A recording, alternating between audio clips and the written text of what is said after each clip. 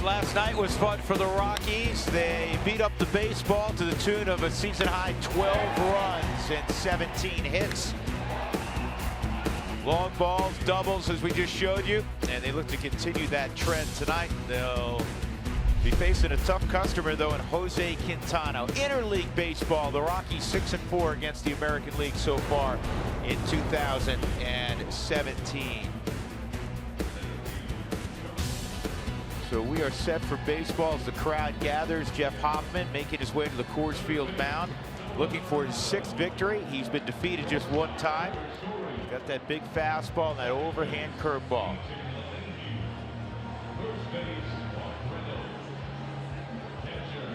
And leading things off will be Adam Engel for the White Sox. Guy who can really run. Pretty high draft pick out of Louisville. He didn't have a great junior year and he slipped in the draft, but he's gotten to the big leagues. Here's the Southwest batting order after Engel. It'll be Cabrera, Jose Abreu, Todd Frazier, Yomer Sanchez. Kevin Smith's been swinging it well. He'll be behind the plate tonight. Tim Anderson hit a home run yesterday. Willie Garcia, we saw him late as a pinch hitter and then stayed in the ball game. He'll start in right field. And Hoffman with a 4.01 ERA, and everything's been skewed by that one rough outing against Arizona. Yeah, where he gave up the 9 earnings at 3 2/3 on 8 hits. But I look at Jeff, and one area that he's really done a nice job in is starting off ball games, because he's allowed just 1 run in the first inning this year in 8 starts, 3 hits total, 115 batting average against in the first. So he knows coming out of the bullpen how things are going to work for him. All 4 pitches have come into play tonight. The curveball, opponents are hitting 105, and the slider 133 off of Jeff. And I think the last 2 starts especially, he's been very effective to right-handed hitters, keeping the ball down in the zone. Well, we saw Buddy Black demonstratively last night talk to German Marquez about keeping the ball down. And German really threw the baseball well. He was having fun in a good-natured way with German last night. He got overshadowed by the big offensive exploits of the Rockies, but German threw the ball exceptionally well. 3 runs over 7 innings. So I hope you're settled in. Here we go. Saturday Night Baseball in Lodo, and that's at the knees, and it's in the mid-90s, and it's on the outside corner. You live there, you win a lot. Yeah, and then with this ball club, the White Sox, if you can start there, but you can also finish high. They'll chase a lot of high pitches. And they go outside again. That's off the plate. 81 degrees our game time temperature. Very pleasant. There were some thunder showers that rolled through, not Coors Field, but around the area. Yeah, they put the tarp on for about 2 minutes today, around 3:30, 3:45. And that's a strike, also at the knees. Sam Holbrook is calling balls and strikes. 1-2 the count. They're on the Subaru strike zone. You're going to have a great night. And that's what Marquez did last night. I thought he was in and out, but down for the most part. He got a little tired the last few batters in that 7th. Curveball is in the dirt. 2 balls, 2 strikes. Engel's hitting 342 out on the road. That'll get your attention. At home, just 194. To me, that's not a bad hitter's ballpark. He used to produce a lot of home runs. I think it plays very fair. 2-2, and it's whistled foul. It's guaranteed rate field. That's like the old Joe Robbie. Every year they got a new name, it seems like. You know what? I'm just going to go with the new Comiskey part. That's what I'm going with. I'm all right with that. Okay, because I played in the old one and the new one. That's how I remember it. As you should. That is strike 3. There's a curveball. Engel says, yep, you're right. That's what Jeff Hoffman could do as he begins the baseball game with a caught looking. And 17 miles an hour difference, and maybe not the location he wanted it, but from his fastball at 96 to 79 on the curveball. You'll take it. Strikeout number 1 for Jeff.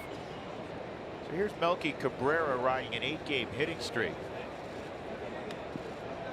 He's always been able to hit. Rockies used to see Cabrera quite a bit. In 2012, when he was playing with the Giants, he was an all-star. .346, and then late in that season he was suspended for PED use. Since that time, if you wonder, oh, okay, how much did it drop off? Now he's having that year he had a career year. He's still been a .288 hitter since his return off of suspension.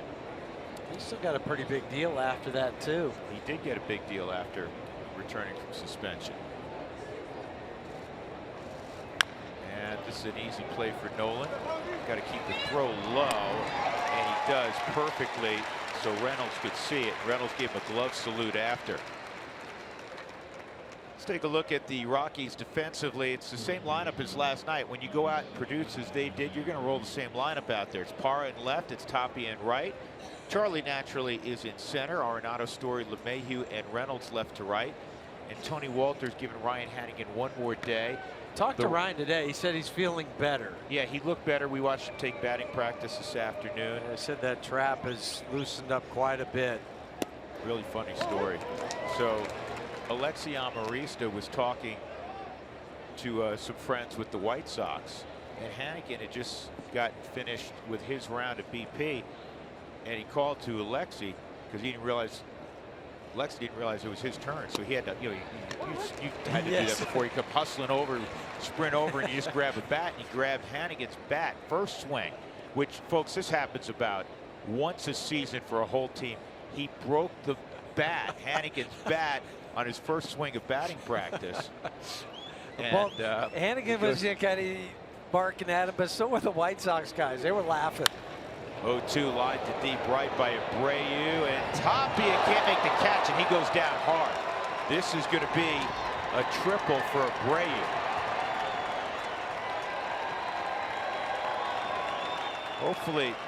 Hopefully Tapia is okay. He hit that wall hard. Kind of wired mesh netting there. Sometimes you'll get your spike caught in that.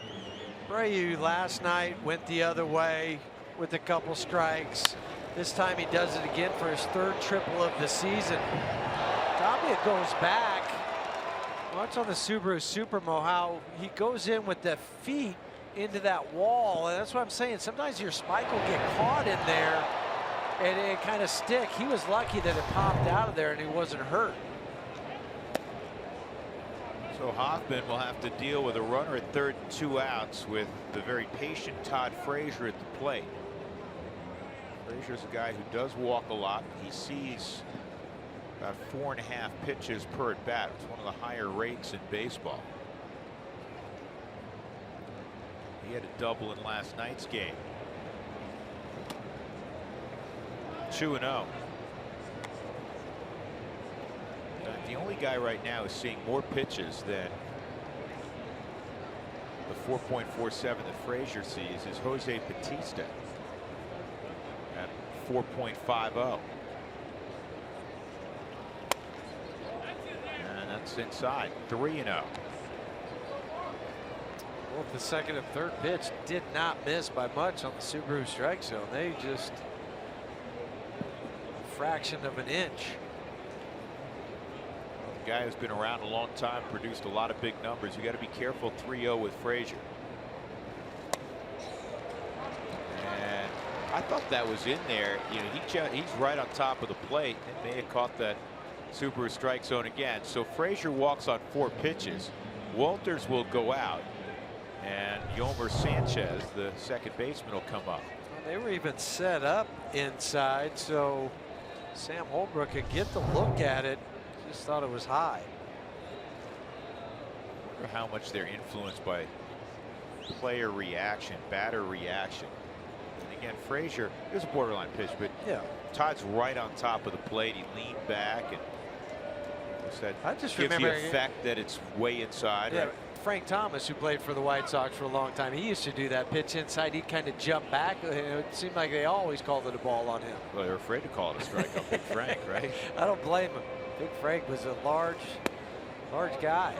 And now that's 5 out of the zone as it's inside on Sanchez. Frank could hit, boy. Oh my. Frank He could was, hit. Yeah. That is not foul pole to foul pole too. tremendous hitter who also hit a ton of home runs. And this ball's well hit to center field. Blackmon's going to have to play chase, and this is going to score two. Frazier around third. He's going to score. And on his way to third is Sanchez with a 2-run triple. So after getting 2 quick outs, Hoffman has given up a 2 spot to the White Sox. 2 triples in this inning. 25 RBIs for Sanchez.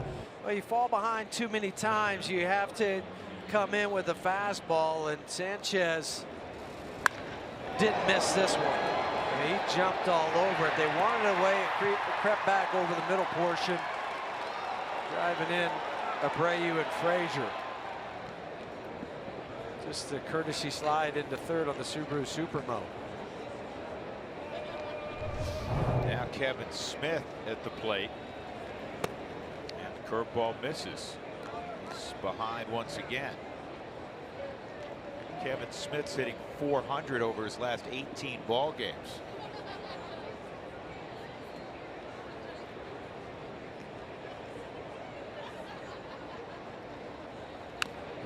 Naturally want to throw up zeros in every inning. However, there's just something about throwing up a 0 in that first inning when you're at home and getting your team to the dugout, especially after you did what you did the night before. Now you're behind a couple of runs. There's a runner at third. You got a very good arm going for the White Sox in Jose Quintana. That's outside. Well, especially the way this started with the strikeout angle. Cabrera with the easy ground ball. You're ahead. You had 2 strikes on Abreu. Got a chance to put this inning down. Now you got to keep it just 2 runs.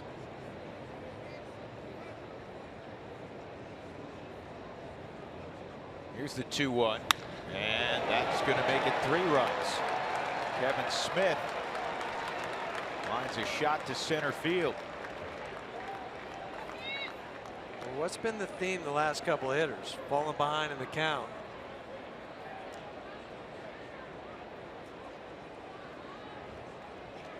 Well, you don't want to see Steve Foster this early in a ball game.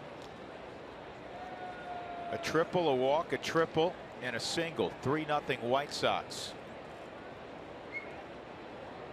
It's the first time the White Sox have had 2 triples in the same game since August of last year. Never mind having 2 in the same inning.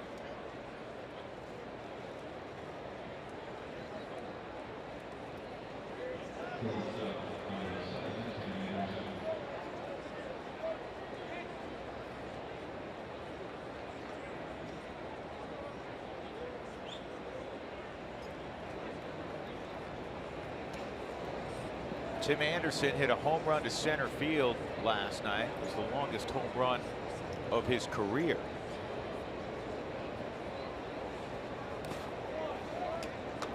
And again, he cannot land the curveball for a strike.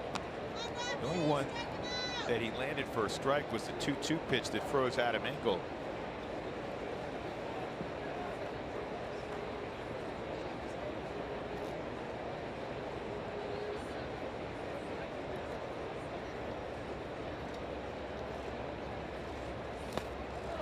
And it's 2-0.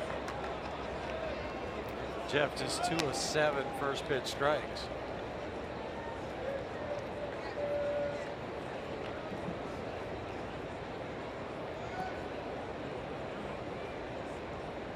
Four pitches, 12 in the zone, 12 out of the zone.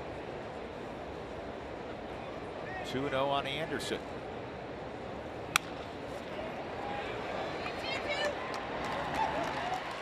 So 3 runs on 3 hits and a walk for the White Sox. Work to do for the Rockies.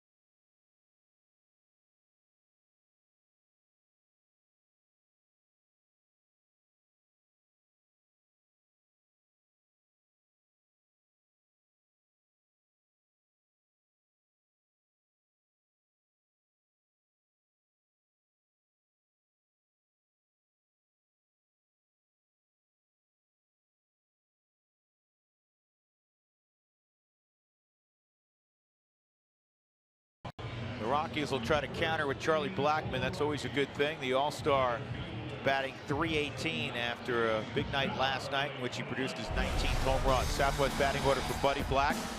Again, same as yesterday. It's LeMahieu, Arenado, Reynolds, Parra, Story, Tapia, Walters. No Cargo once again. It's been in a season-long slump. 2 straight days he's out of the lineup. He's been working diligently in the cage with the Rockies, Dwayne Espy and Jeff Salazar. Jose Quintana has the baseball. He is going to be mentioned quite a bit near the trade deadline as somebody that a team is going to try to acquire. It was the same thing last winter. A lot of people felt like Quintana would not be a White Sox come April, but he has been. He's throwing his best baseball really the last month. Since June 1st, ERA at 2.34, getting a lot of ground balls 56% of the time. See the curveball at 77 miles an hour? That's one that's being hit just at a 192 clip, but he loves his fastball. I mean, that's the pitch, and he'll work at both sides of the plate, and he says, well, that's my out pitch, and he has pinpoint control. Well, the description of Jose Quintana, I think for some of the Rockies, that's a strike also, is very similar to what Derek Holland does. He'll try to bust guys in, but the fastball's got a couple more ticks of life on it. And some more movement on it, too. 0-2 on Blackmon. Outside. We were just talking during the break, and I know people at home must feel this. We do a little bit up here, too. You have 2 quick outs and then boom, boom, boom, boom. Next thing you know, it's 3-0, and it's a bummer. It's deflating a little bit. The evening just began. And from a player standpoint, what's it feel like? Kind of the same thing, because you're out there, you're getting loose, you're running, you're excited. You won last night, you got a big crowd tonight, everything's going good, you got a couple outs, and then you get 3 runs. You're like, oh man, what just happened? And then you got to get back into the offensive mindset. So the players kind of feel that same thing too. 2-2 on Blackmon, and he pulls it foul. Spilly, I'm sure there were many times that you were out there ready to go. Next thing you know, you're down a decent sized number. Well, and that's why it's important to have guys in the dugout that are going to say, who cares? It's the first inning. Let's go. Let's fight back. That's always the thing. Punch him right back, and hopefully you get a counter punch this inning. Charlie doing his thing, battling away, rolls it foul. 2-2 it remains. And I will tell you this, sitting right by the dugout, that's exactly the sound I heard from the teammates. The that's guy great. Said, who cares? Let's go. It's 3 runs. It doesn't matter. Not tonight. So you're in a good spot. Who cares? Where's your little friend from last night? He's still here. Okay. The sun's not in my eyes right now. There he is. He had a good night last night, that guy. He did. He's great. Picasso did this one. 2-2. And that's a good beginning. What'd you say? Punch him right back. Is Blackmon ready for an all-star game? Yes, he is. He's locked in now. Tried some fastballs and decided to go back with the curveball. As I mentioned, guys are hitting 192 against him, but not everybody can hit like Charlie Blackmon. ESPN came out with a list. There's always, all kinds of lists. MLB.com, power rankings, team power rankings, individual rankings. They came out with the, what was it, top 100? Top 100 players. Players in baseball, and Charlie was listed number 18. And you remarked to me, you think that, you know what, that's not only really fair, just talking about, if you're one of the top 25 players in baseball, you become a superstar. Yeah, and at 19th was Buster Posey. Number 1 was Mike Trout. No doubt about it. Nolan Arenado was number 8. Yeah, so 2 guys in the top 18 is impressive. Inside 2-0 on LeMahieu. When you win, not only the accolades come, but the deserved attention from beyond the borders of Colorado in this region that supports and they start looking, then they start looking into the numbers a little bit more and just don't say, oh, these guys are good because they play at Coors Field. Yeah. But you and I and Spilly have said it for years. Spilly was playing. If you want to change the narrative, win. And the Rockies are winning, and they look like they're built to win for a while. Those narratives will change just like they changed in 07, really through 2010. This is lifted to deep center field. Going back is Engel, still going back, and at the wall, he makes the catch. 415 feet from home plate. A long out, first out of the first inning. That'll bring up Arenado. Take a look at the White Sox defensively. They have Willie Garcia playing right. Again, he did not start last night. Engel's a very good center fielder. We made note of that yesterday. Frazier, Anderson, Sanchez, Abreu in the infield. Kevin Smith has thrown out only one base runner all year. And last night we remarked in terms of fielding percentage, the White Sox are 29th out of 30 teams.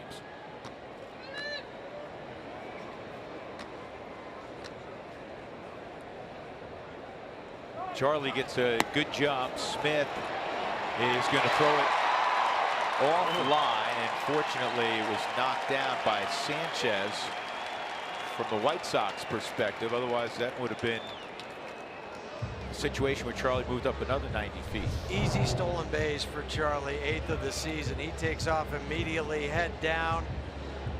Oh, that ball went off his right arm, keeping it on the infield. Better look on the Subaru Supermo. Oh, that was off the in on the Blackman. So Nolan, co-leader in Major League Baseball in RBIs with 68, a chance to knock in his 69th right here. Ooh, great pass at that.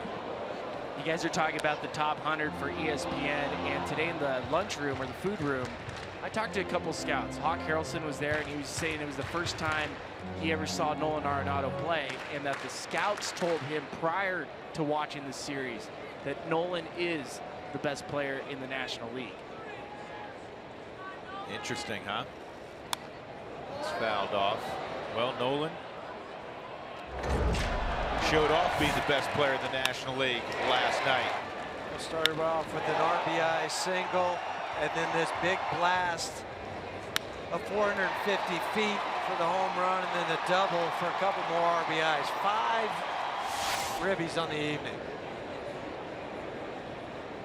There's his RBI rank at the break the last few years. 1 and 2. Nolan wastes that pitch. Nolan's hitting .418 against lefties. The all-time mark for a Rocky in a season. He's a good friend of ours, coaching staff last year, Ellis Burks.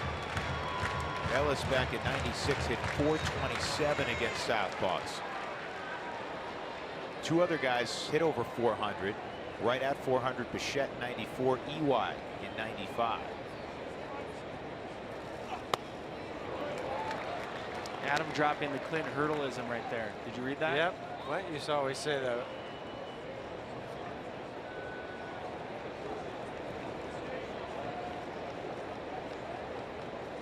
Two and 2.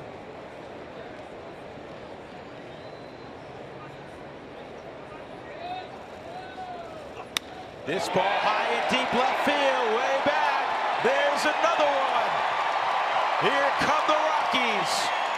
Arenado leading the charge.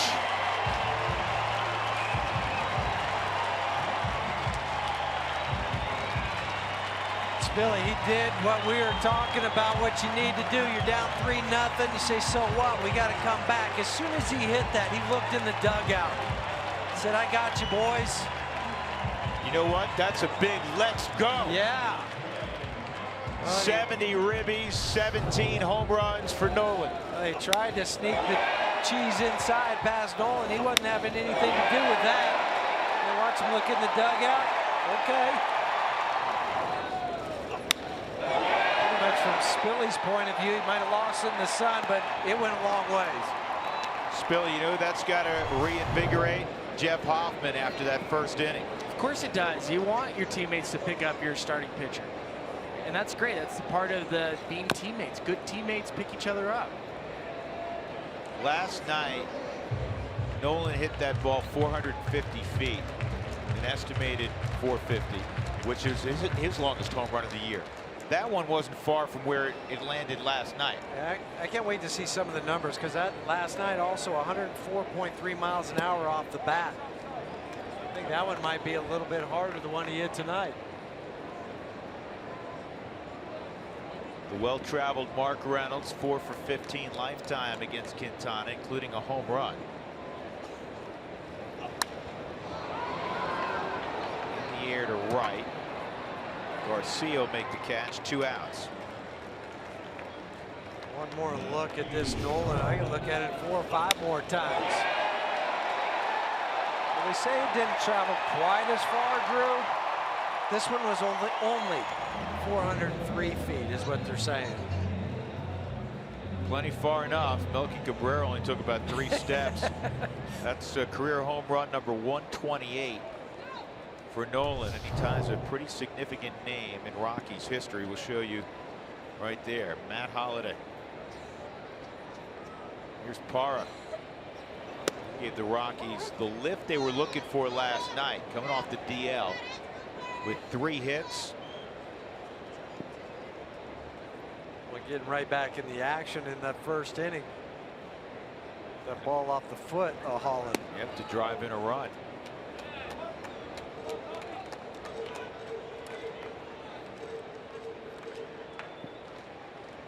And a terrific bounce back year after a rough first campaign with the Rockies for Gerardo.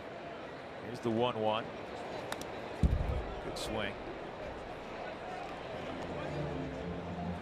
They also said that home run had the exit velocity off the bat at 98 miles an hour from Nolan. Great at bat. It was. Thought they could come inside. No can do. You're not doing that. And a strikeout of Parra to end the inning. But the Rockies get back in it after Hoffman gave up 3 at the top of the first. Nolan gets 2 back with that 400+ foot home run.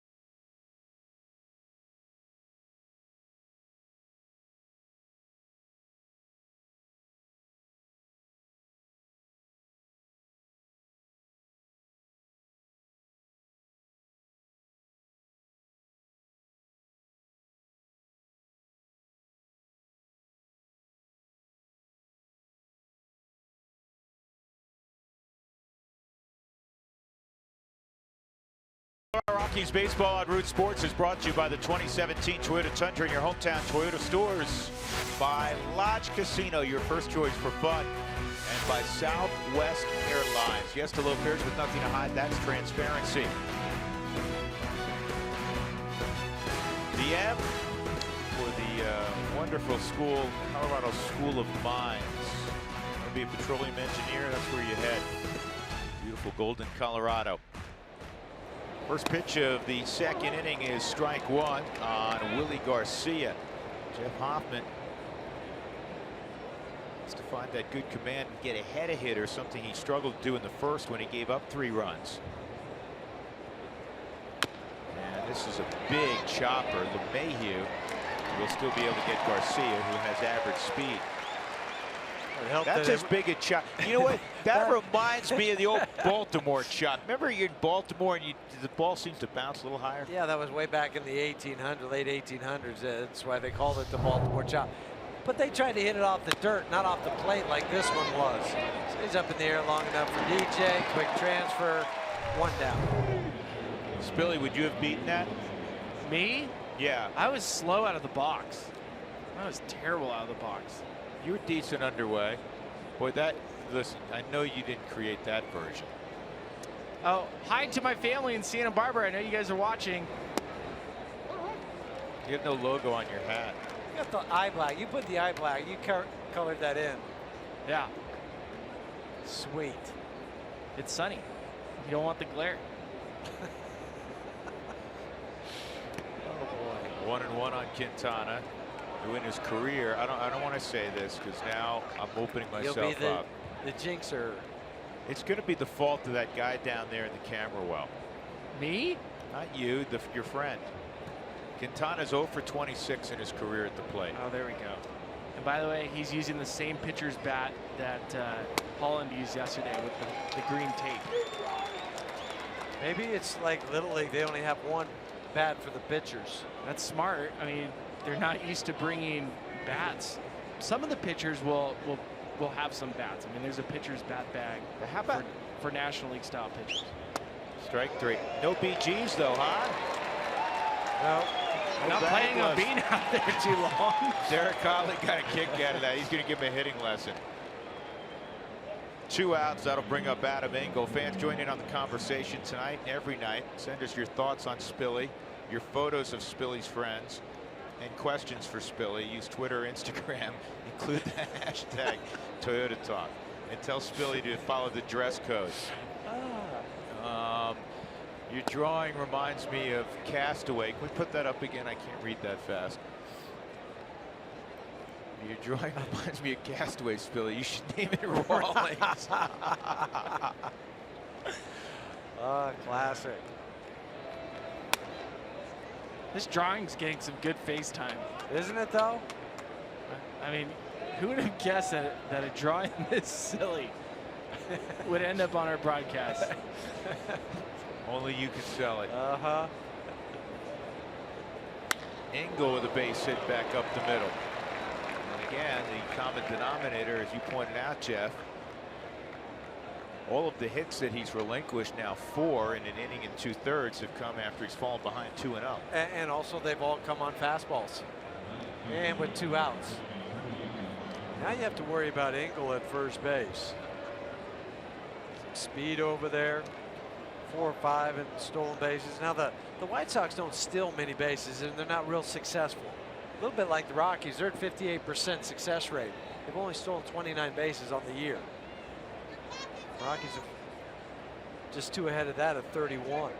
And he started to go and then he shut it down. He didn't like the jump he got, evidently. It's 1-0 on Melky Cabrera. Talk about infielders having a clock in their head. Well, base runners do too. If they feel like that pitcher went faster than what they were anticipating, they'll shut it down.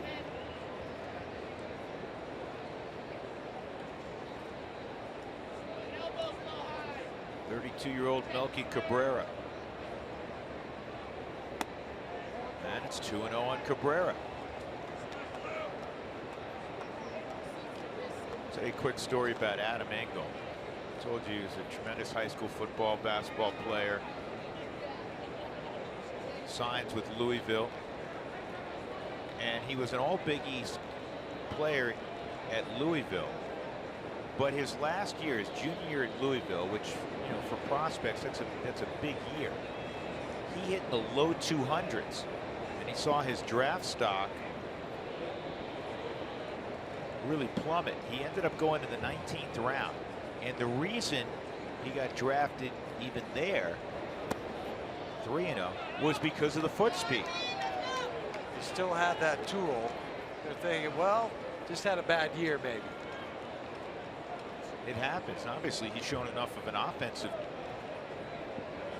offensive tools throughout his minor league career to get to the big leagues. He came into the ball game tonight hitting .278. 3-0 on Cabrera.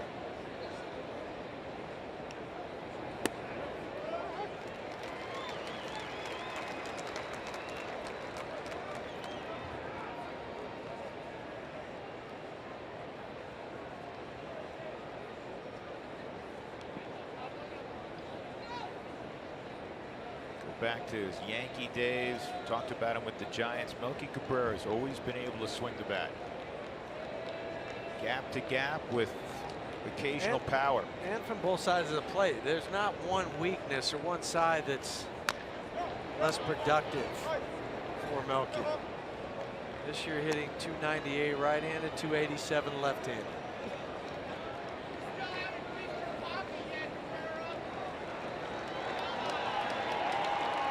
Originally signed by the Yankees out of the Dominican Republic back in 2001. His debut in July of 2005. He was a popular Yankee too. Did a lot in the community in the city. Here's the 3-2, and it's bounced to third. And Nolan will throw out Cabrera. No harm done by the base hit with 2 outs from Adam Engel. 3-2.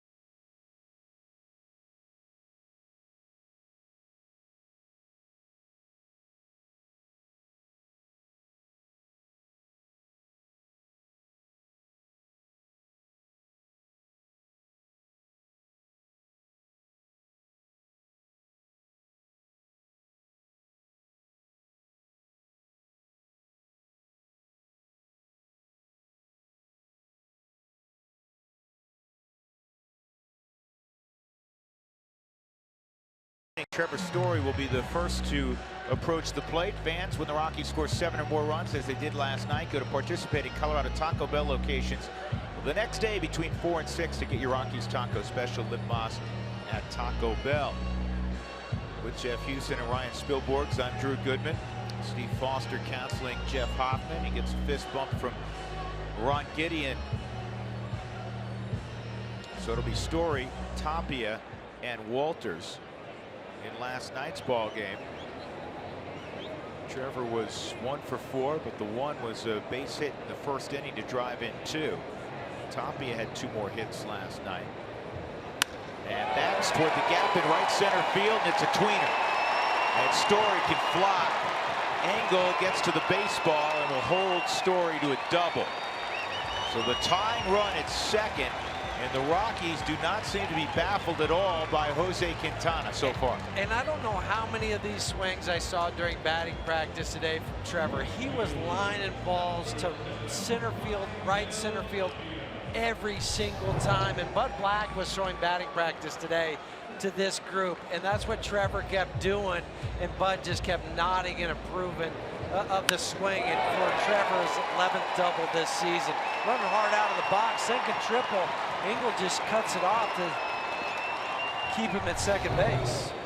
Here's Raimel Tapia.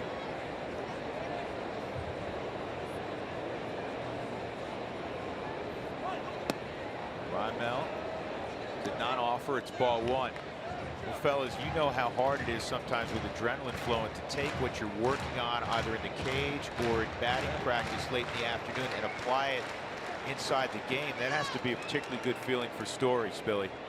It is, but it is a challenge because that's something you're thinking about in the box. You want to walk up and just see ball hit ball. But it's like almost winning the lottery, though. when you do it as a hitter, you worked on it during batting practice, and then the very first swing, you do what you were trying to do. I mean, it's just like there's 7, 3 aces going across the board when you hit the jackpot. 1-1 count on Tapia, hitting 7th after a leadoff double. He's thinking drive him in here.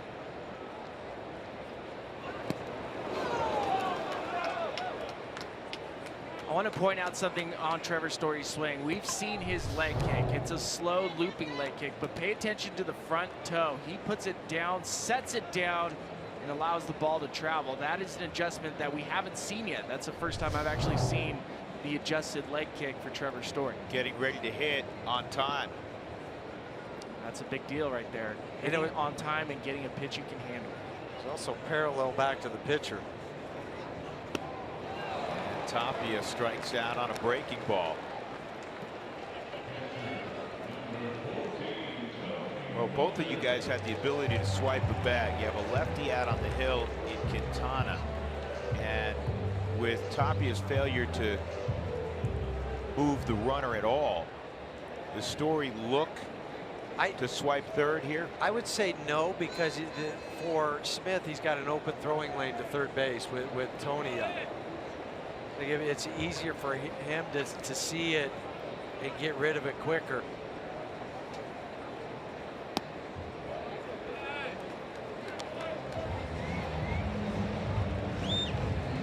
I would definitely think, though, I'm looking to advance, even if the ball gets away from him 5 to 7 feet, because I know I can get a pretty good secondary lead. Tony last night was 0 for 4.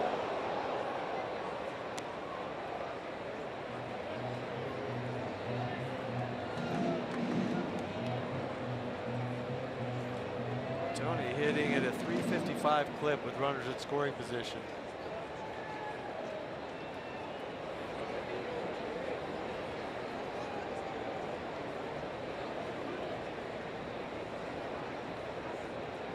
One, and the curveball is swung through. We've seen some curveballs from Quintana. First to Tapia and now to Tony.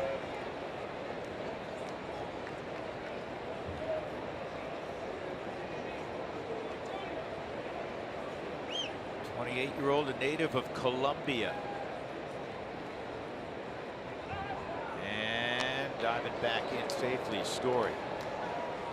There have only been 2 pitchers from Colombia to ever get handed the baseball on opening day for their team in Major League Baseball. Jose Quintana and Julio Teheran.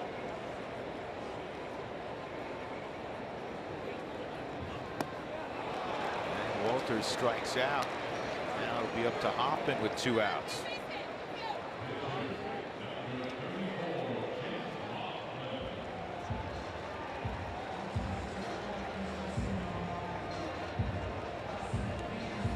Quintana's pitched at Coors Field. You go back a few years ago in April of 2014, pitched 7 innings, 2 earned runs, gave up only 5 hits. One of the runs came off of the bat of Michael Kadire with a home run.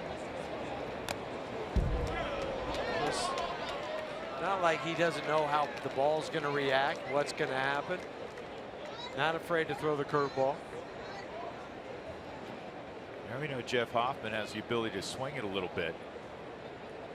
It's a huge gap in right center field if he's fortunate enough to find the barrel a little bit.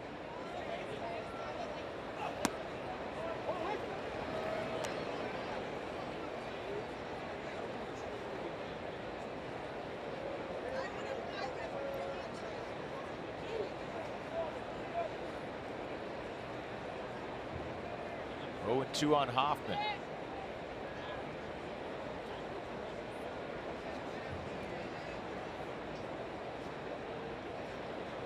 With the outfield playing shallow for the White Sox. Base hit. If I'm Stu Cole, I'm waving him. 2 outs. Trevor Speed. This gets away for a moment. 3 strikeouts after the leadoff double by Story, so Quintana pitched well to get out of that situation. 3-2 going to the third. White Sox.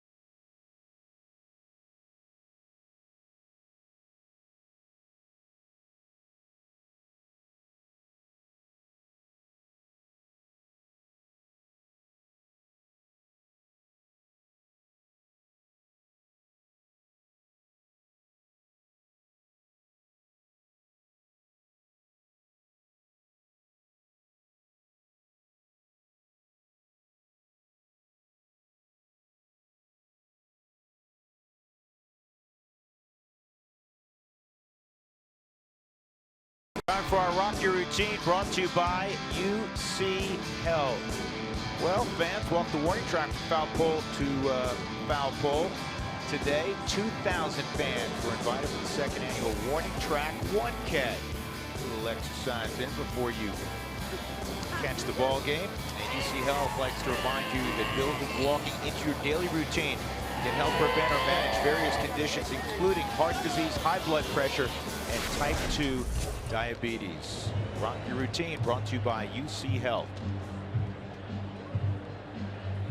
White Sox got 3 in the first. The Rockies got 2 in the bottom of the first on a Nolan Arenado home run. Jeff Hoffman in the third will face Jose Abreu, Todd Frazier, and Yomer Sanchez. Well, when the National League and the American League get together, depending on the ballpark, as you know, the National League ballpark, the pitcher hits. American League ballpark, the National League gets to use a DH. So how does it match up? Well, this year in interleague games, if you look at the pitchers, pretty close. 9 driven in by National League pitchers. The American League staff has a slightly lower batting average, but they have the only home run, 7 RBIs, the OPS. You know, it's similar. The big difference in why the American League has dominated, I think, since 2003, that's a large difference when it comes to the DH. The American League, they're built to have that extra player, that Jose Abreu type. Just look at not only the batting average, but the OPS. Almost a 200-point difference. That's the number that really jumps out to me, and it tells you how hard it is to be a DH, but then guys that are successful with it, they know the routine, because that's a different vibe as a hitter. What do I do with the extra 40 minutes in between at bats? It's not easy to do, just like pinch hitting is not easy for, you know, a lot of players. A lot of talented hitters, when they don't start and they're asked to pinch hit, it's foreign. This is lined right at LeMahieu. Well, you got the big guy out there on a rocket to second. Jose Abreu, special talent. Just seems to find the barrel every time he swings, and the DJ playing up the middle just takes one step and has to reach out for it. You can still see he's kind of ginger on that leg. Yeah, and that's why I think he jumped there, kind of hopped, so as not to extend the leg and re-aggravate the groin. Todd Frazier, he walked on 4 pitches. He still hasn't seen a strike. Ball 1. The home run by an American League pitcher was hit by Huey, one of the shortest pitchers in baseball. Marcus Stroman. There you go. Really good pitcher. He has the only home run. Now I'll tell you, I'm going to go one step further. Drew, where did he hit it? Over the fence. Touche. Yes, he did. But what ballpark? One that had a fence. Obviously, you wouldn't be asking me this if it was Rogers Center. He hit it over the monster. No. Where'd he hit it? Atlanta. Right center field. Oh, what am I talking about? He wouldn't be hitting if he was playing in Fenway. Right. Hello. McFly. I wasn't even going to go there. I was going to give you the benefit of the doubt. Spilly, that's something you would have said. You're starting to rub off on me. Are you kidding me? Come on, don't drag him into it. You're the one that answered it. Drag me into this. Like, you know, I know a lot of stuff up here, you know? Yes, it was in Atlanta that Marcus Stroman hit the home run. Atlanta's really a small ball. In the new yacht. In the new yacht. 3-1 on Frazier. Boston, that was bad. Wow, he just walked Frazier again. So Hoffman continues to battle command. He's fallen behind, and nothing will aggravate Buddy Black more than walking guys. And he despises it. He despises it, and he doesn't sugarcoat it when you ask him about walks.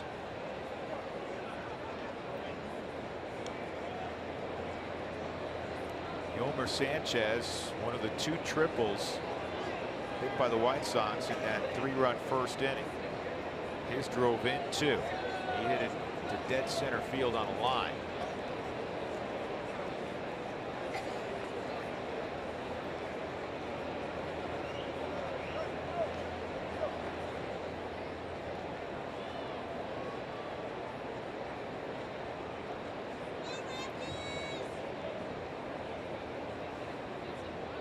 Been 5 2-0 counts tonight from Jeff Hoffman in 13 hitters.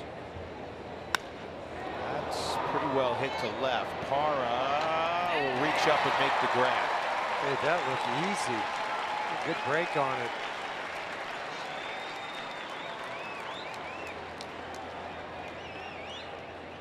Off the bat of the lefty Sanchez. The tendency is to overrun it, but you have to realize that that ball is going to be slicing back the way he hit it. Gerardo just reaches up. He's a really, really good outfielder.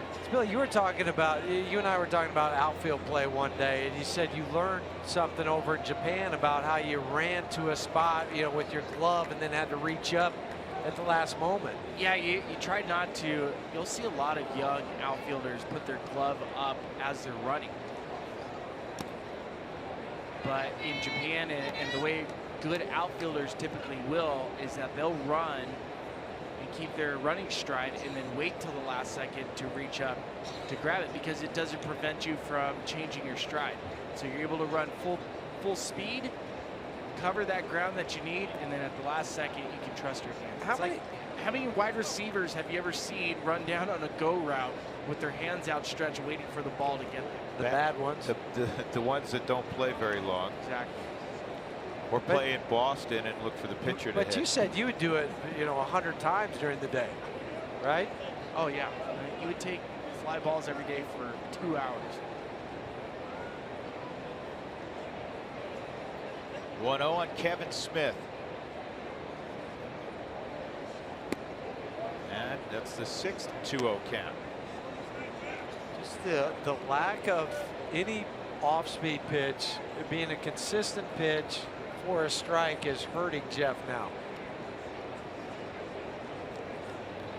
What you hope is somehow he finds it. And pitchers do. They'll find it mid-game sometimes. 3-0.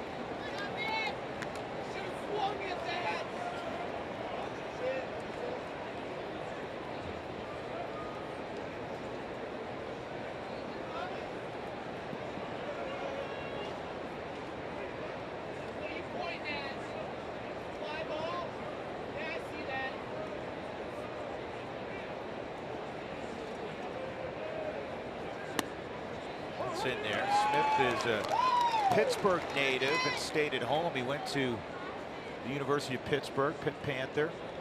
Big star there. Produced big numbers in the Big East, and was a 7th round pick of the White Sox in 2011.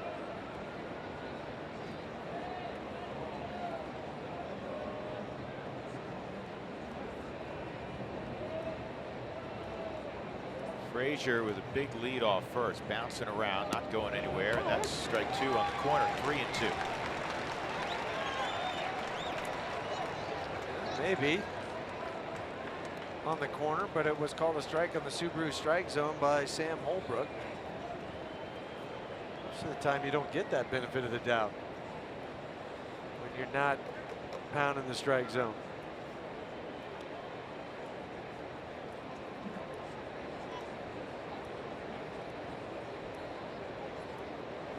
3-2 and a fastball hit to third. Sun is down, so Nolan can throw it as he would like across to end the inning. There was a walk. Frazier left on base. 3-2. Top of the order for the Rockies. Next.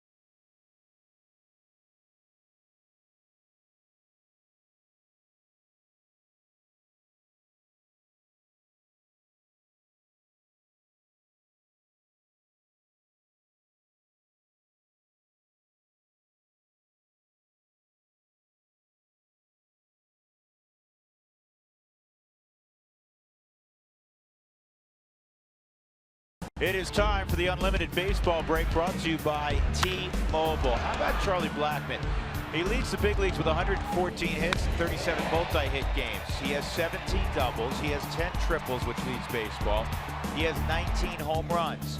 He is the first player in Major League history with 17 doubles, 10 triples, 19 home runs before the All-Star break. That isn't ever. That is, he doesn't join 3 other guys. He's on that list by himself. He had a base hit and a run scored in the first. Leading off here in the bottom of the third, he takes strike 1 on the outer edge against Jose Quintana. He just didn't have enough room for all the numbers. 209 total bases is also first for Charlie. It's a big number. And Charlie with another base hit. Did you say 209, make it 210 total bases? Well, we barely have time to get the number and the stats out before they're increasing. You know what he is? A machine? He's a really good baseball player. He's not a machine, but he acts like it just because he is so consistent night after night after night. It's also now his 38th multi-hit game. So here's DJ, who almost hit one out to dead central his first time up. I was kind of kidding DJ around the batting cage today. But did you know you hit that one out last night? Because I said it was about at your shoe tops. He said, no, he goes, I knew I hit it well, but I wasn't sure it was out. He said, how about that? Where I hit it, because it was just above my ankles, and I take it out to dead center field, 433 feet.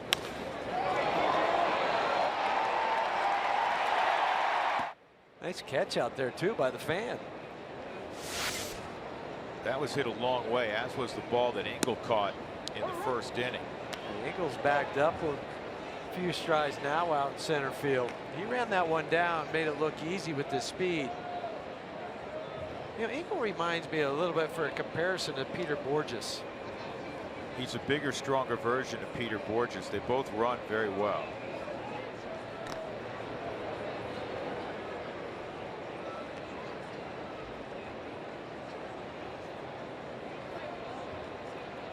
But he's built like an NFL strong safety. A little thicker than Peter, but they do occasional pop. They can hit the ball, steal some bases, play solid outfield. Charlie had a stolen base in the first. That pitch misses 1-1.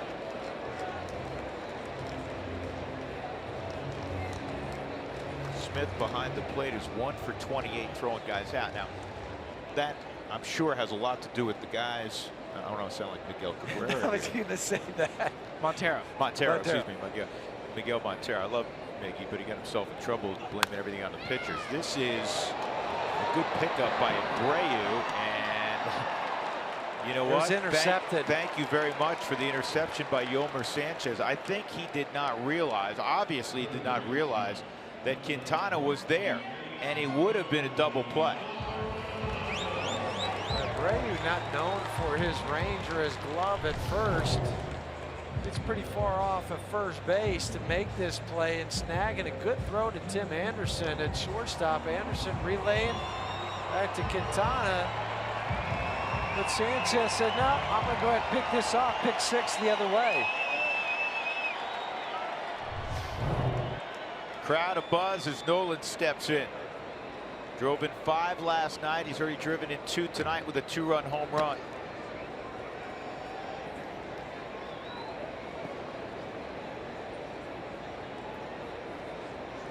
I agree with you.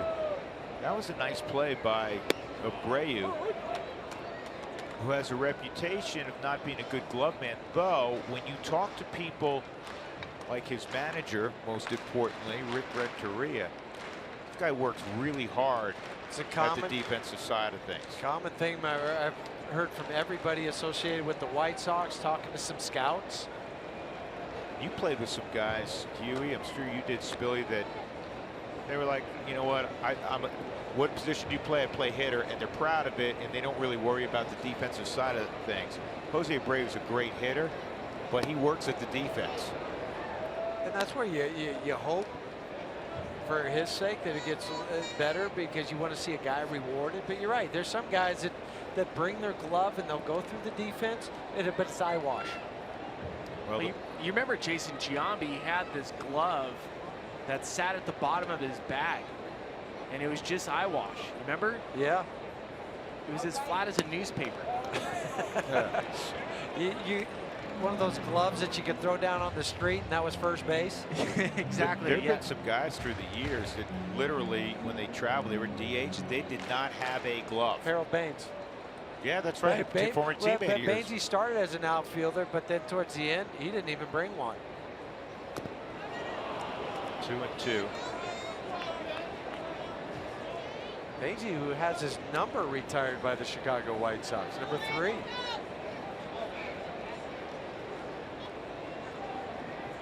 A professional baseball player sans a glove. Who needs a stinking glove? Well, when you get hit like Harold. What would he do during batting practice? Stay around the cage.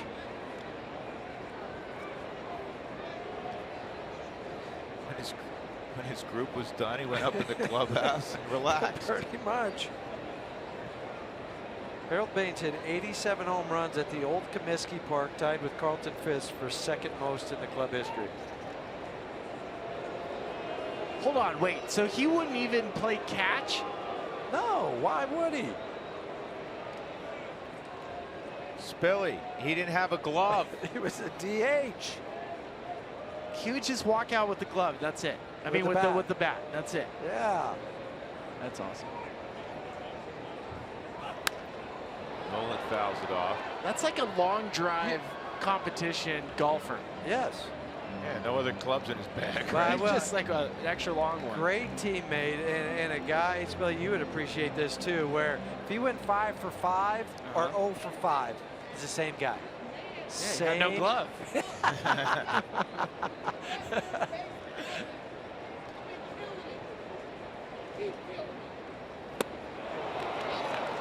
Nolan strikes out. That is the 4th strikeout for Quintana. Now Mark Reynolds. Another curveball strikeout for Quintana.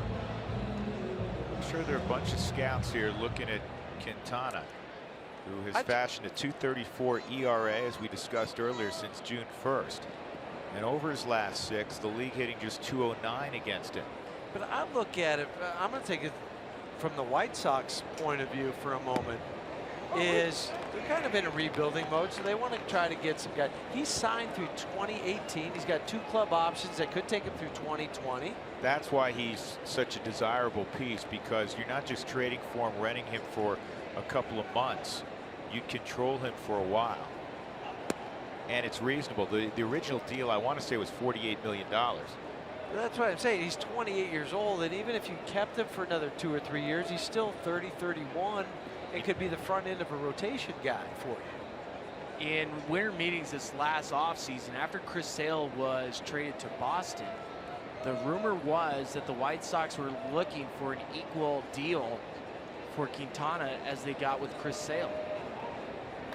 Their farm system, Bill, I'm glad you brought that up, because their farm system was in the mid-20s, or not very well thought of. And after they traded Chris Sale and made a couple other moves, they now have a consensus top 5 farm system.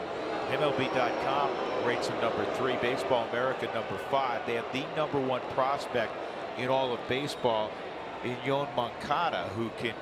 I've heard people tell me that he's going to hit 20+ home runs and steal 50 bases. What? 1 and 2. They believe next year he'll be their second baseman. They have 7 top 100 players. Maybe they're thinking with Quintana, they get another 3 guys who would fit into the top 50 or 100. He's not the only one on that list. There'll be other guys that garner some attention come the trade deadline. By the way, did no one tell Quintana that DJ's playing with a pulled groin muscle?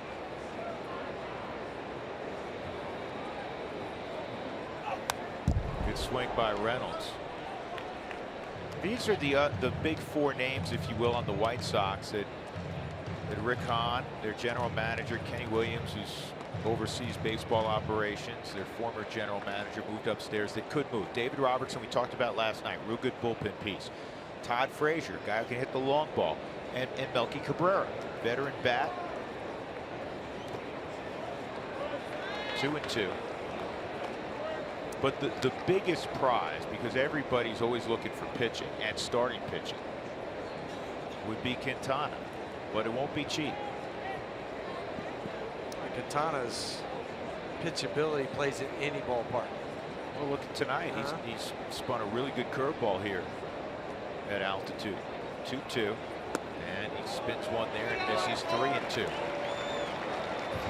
So the Rockies here will have the benefit of getting DJ in motion with that bad wheel. But only a few extra steps, because with the right-handed hitter, they're going to keep Abreu at the bag.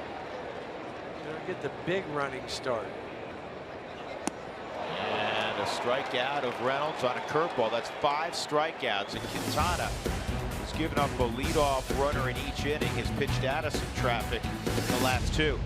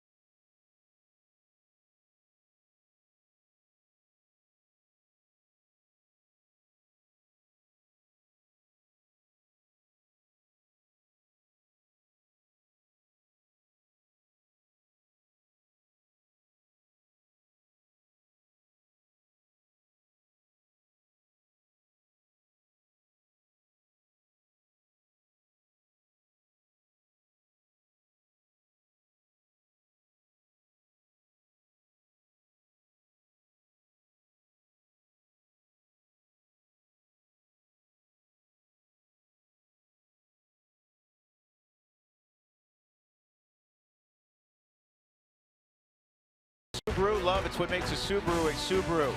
And by the Wyoming Office of Tourism, Wyoming is full of adventure. It's time to find out if you are too. That's why. TravelWyoming.com.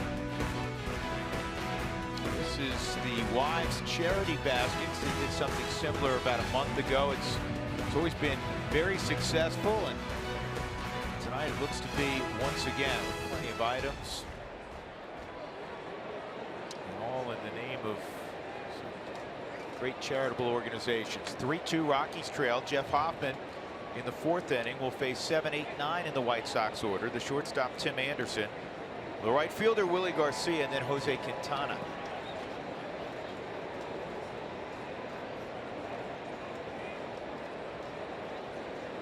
Anderson hit a ground ball to short his first time up, and that misses. Ball one.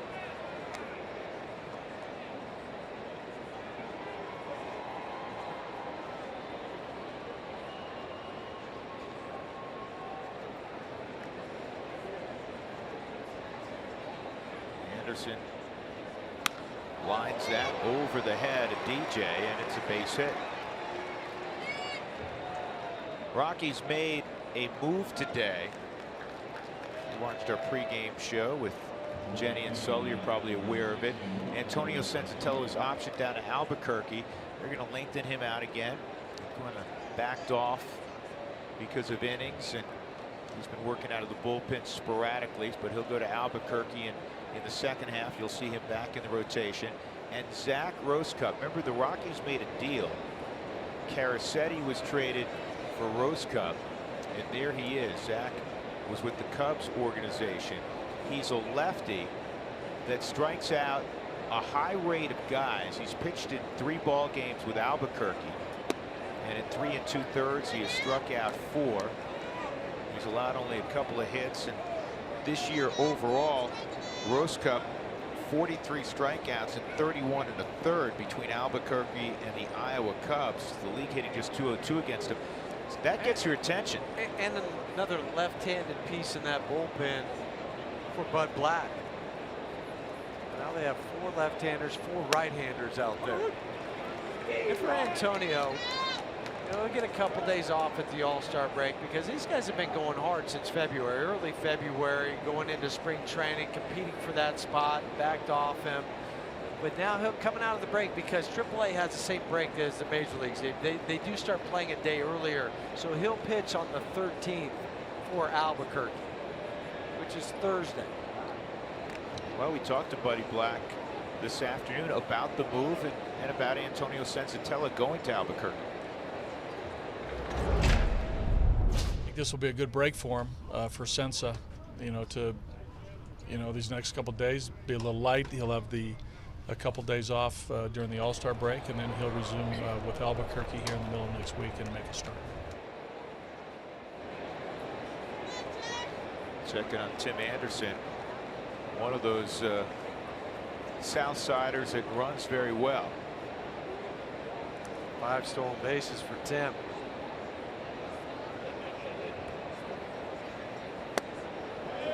And that swing pitch, the 1-1 pitch, goes to 2-1. So Deed inside on the Subaru strike zone. It's been a battle all night. Really a 50-50 proposition. 60 pitches in, 31 strikes, 29 balls.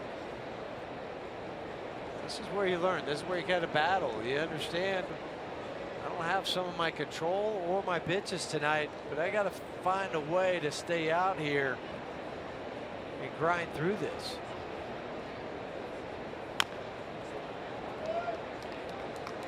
Well, Quintana's a veteran guy. He's a very talented guy. He's polished. He's got a ton of experience. He's given up, as we said, a leadoff single, and that cost him because Arenado hit a home run. That was in the first. Then he gave up the leadoff double to Story, struck out the side. Gave up a leadoff single to Blackman. He gets a ground out, and then he strikes out another 2. He's pitched out of situations. Hoffman was unable to do that in the first. He did it in the second and the third, but now he's got a leadoff man on with speed in Anderson. And the snap throw. They get him at first. They did. Tony Walters to Mark Reynolds, who applied the tag, and Anderson's kind of hanging around as if he thinks he was safe. He stumbled as he starts to go back, as the feet come out from underneath him, and then the back throw on the Subaru Supermo. Go to the bag.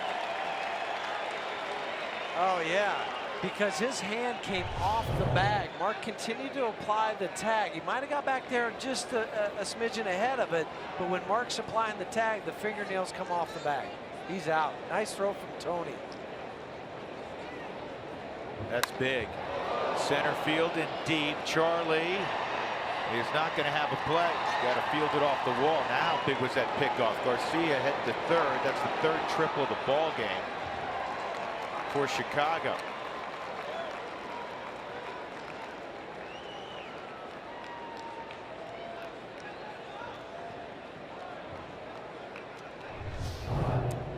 Garcia, after the pickoff, oh boy, that is center cut, belt high. Garcia makes Jeff pay for it as that hits the base of the wall. He's able to get to third too, because that ball did not kick back to Charlie. Once it hit, it's just dropped right there. So Quintana. And this is mandatory, Ryan Spilboards. A guy's 0 for 27 in his career. That's not the prettiest swing I've ever seen. Hoffman's got to punch him out. You have to. Even with his batting gloves on, you have to punch this guy out.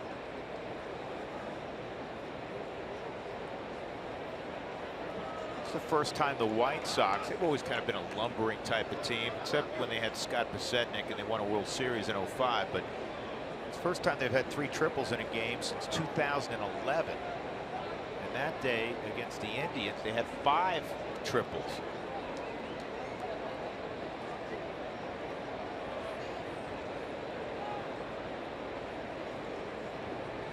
Garcia with 1 out at third. Rockies trail 3-2, top of 4. That's a strike. 0-2.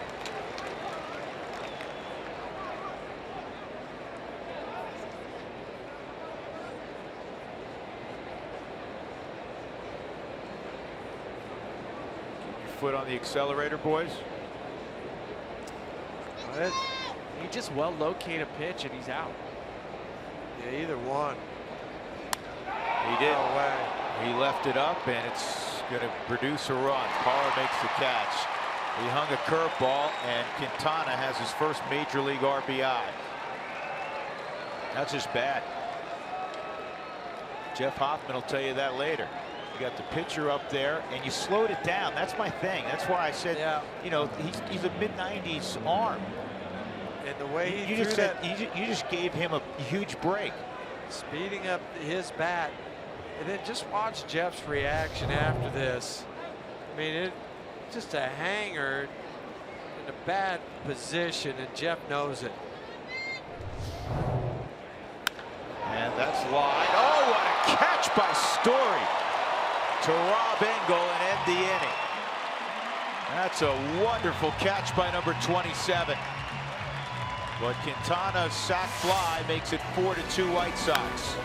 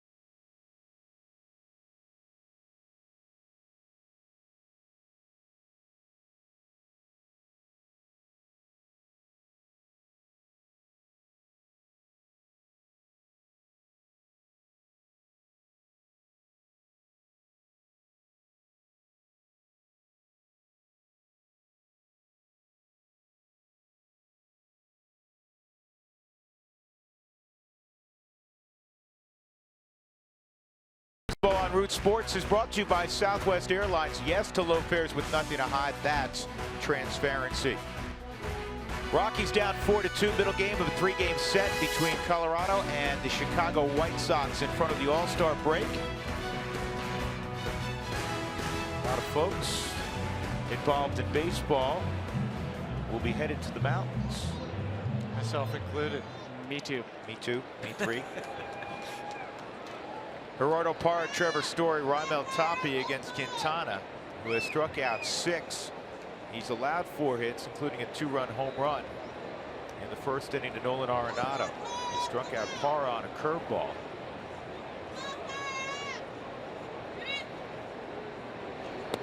And he starts now with a curveball.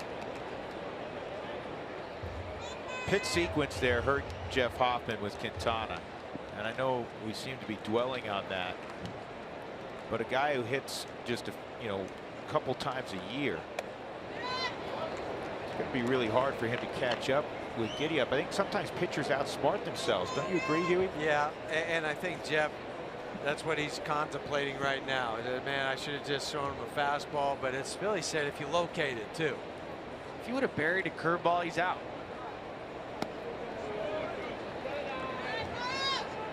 Once he left that spinner up, it's easy to get that ball in. But the risk reward, if he misses with a fastball, it's still not going to be hit. If he gets off to the side of a curveball and it rolls, now it's a 78-mile-an-hour very hittable pitch to a guy that doesn't swing very frequently. That's kind of my point there. Right, but now it's back on the offense. You've had a couple times where you hit the double and that's where he stayed. So now you got to get back after Quintana. And again, sometimes you, as hitters, you got to pick up the pitcher. He's picked you up before. Now it's your turn to pick him up. Part of the learning process also with a young pitching staff. Here's the 3-1 pitch to Parra, and it's hit on the ground to Abreu.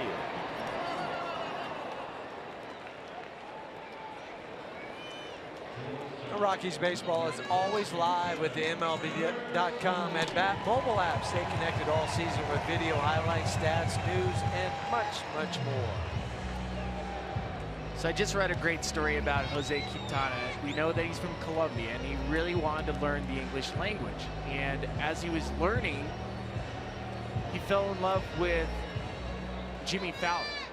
And so he started watching Jimmy Fallon's show over the last couple of years to learn English. He thought he was funny, loved the movie Fever Pitch. And so earlier in April, he was able to get on the Fallon Tonight show and kind of just said to Jimmy, like, you're the reason why I speak good English. It was very important to him, and I'm familiar with that story as well. It's awesome. And Jimmy Fallon, who seems like a very affable guy, he taped a segment when they were playing the Yankees in mid-April. And you know his teammates ate it up. Oh, yeah. It's awesome. Yeah. So how many guys in Major League Baseball have been on the Jimmy Fallon show? Jose Quintana can raise his hand and say, yep, I have been. Without winning a World Series. Without winning a World Series. Good point.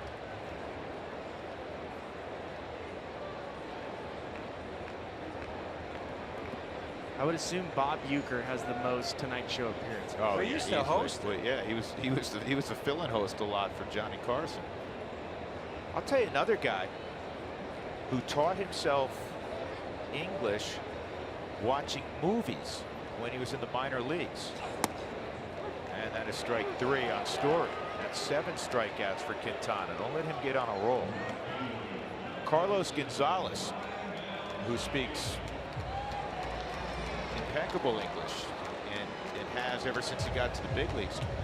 Cargo's, exceptionally sharp, but he got much better watching movies when he was in the minor leagues.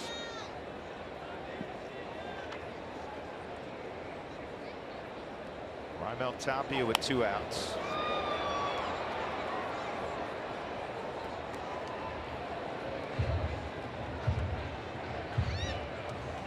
Raimel came in at a .323 clip, 3rd highest average among rookies in baseball.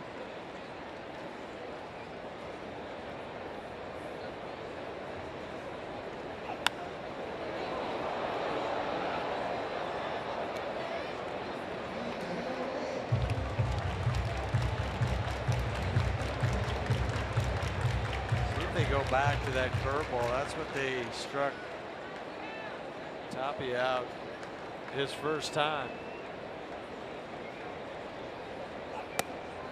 1-2. And that's how you elevate a fastball. You go above the belt. And that sets up the curveball to follow if he decides to go with it. Down. It's a slider. But that's the right sequence as far as location goes when you're watching a veteran lefty that understands how to pitch, how to change eye level, how to change speeds. And now for a hitter, you're thinking curveball down, but now you're susceptible to the fastball back up. You want to come in with the fastball. That cut away. 3-2. It'd be huge if Tapia could reach here and Tony a chance. give Tony Walters a chance.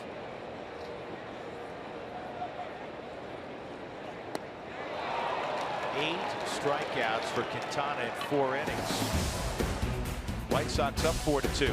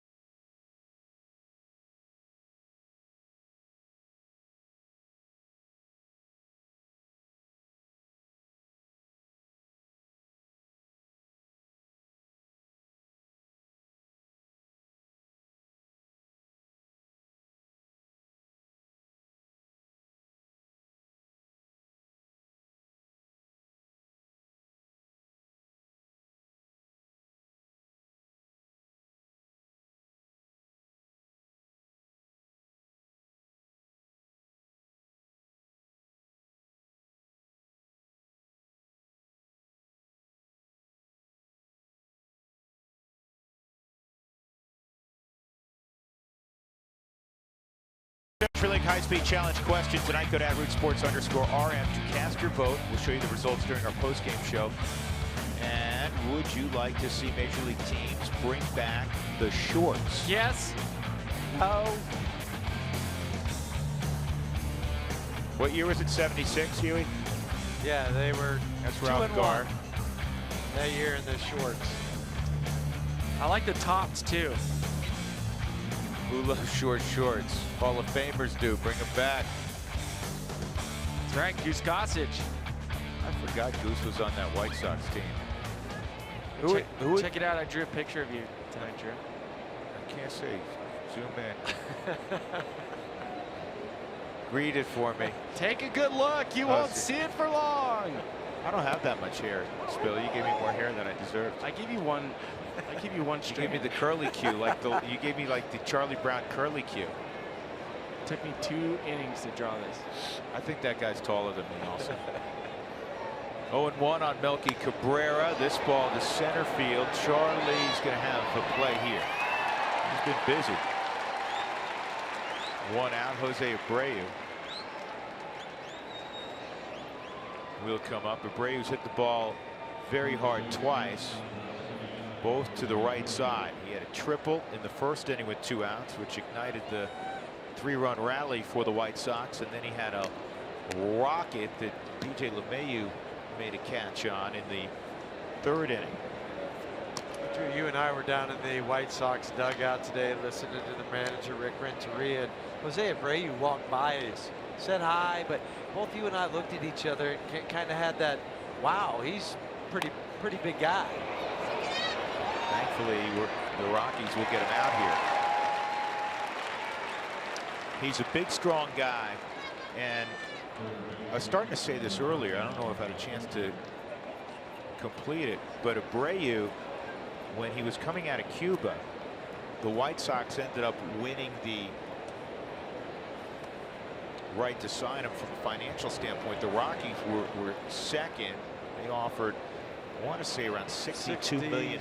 60 plus. I remember. They were $5 million off. It was 63. Is that what it was? So That's what it was. 68, 63. Yep.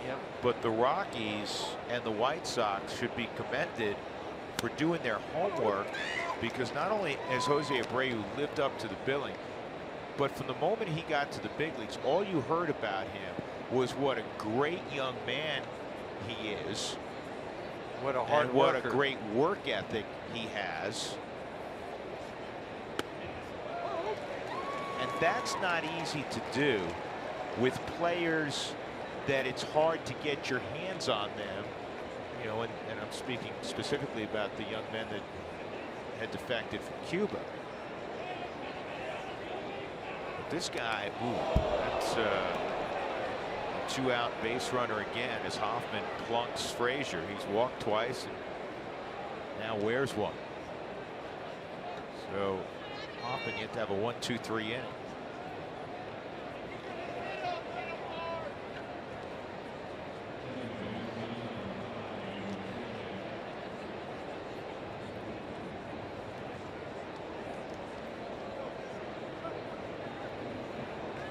Abreu's about to have his 5th straight. You know, at some point he's going to drive in 100 runs, 5 straight years. He's an RBI machine. Homer Sanchez has hit the ball hard twice, a triple and a line drive to deep left. And this is Luke to shallow left, and Story can't make the catch, and going first to third, but they're going to get the trail runner. Great job by Arenado. He's got a 6th sense. He didn't even really apply a tag on the lead runner, Frazier.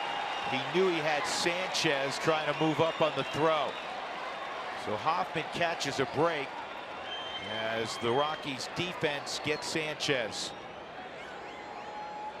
We'll go to the bottom of the 5th inning. The Rockies trailing 4-2. They are going to look at it.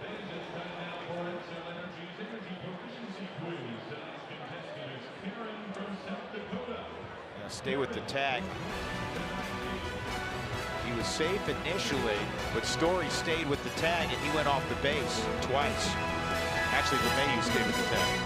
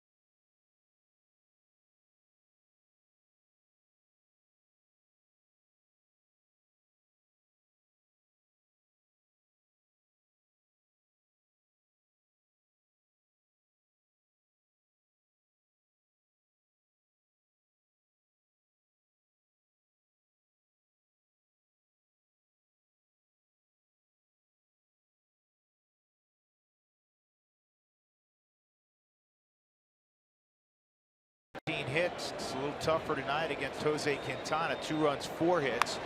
As Walters fouls that pitch off, leading off the 5th inning.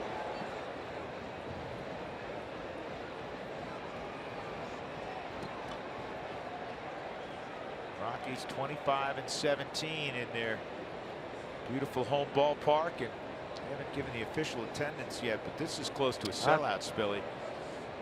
It's a nice night. Great crowd as always. Yeah, you can see down there. They're filled to the rafters.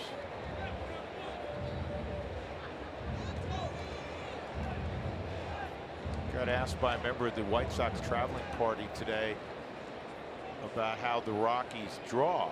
You know, again, the White Sox don't come here. They don't know. And I said, you know, even in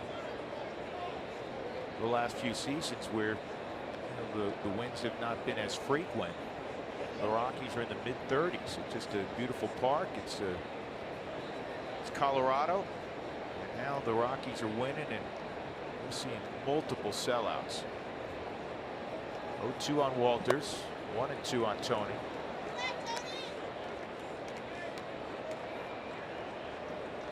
Rockies have had the leadoff man on in 3 out of 4 innings. The 4th inning was the first 1-2-3 inning for Quintana.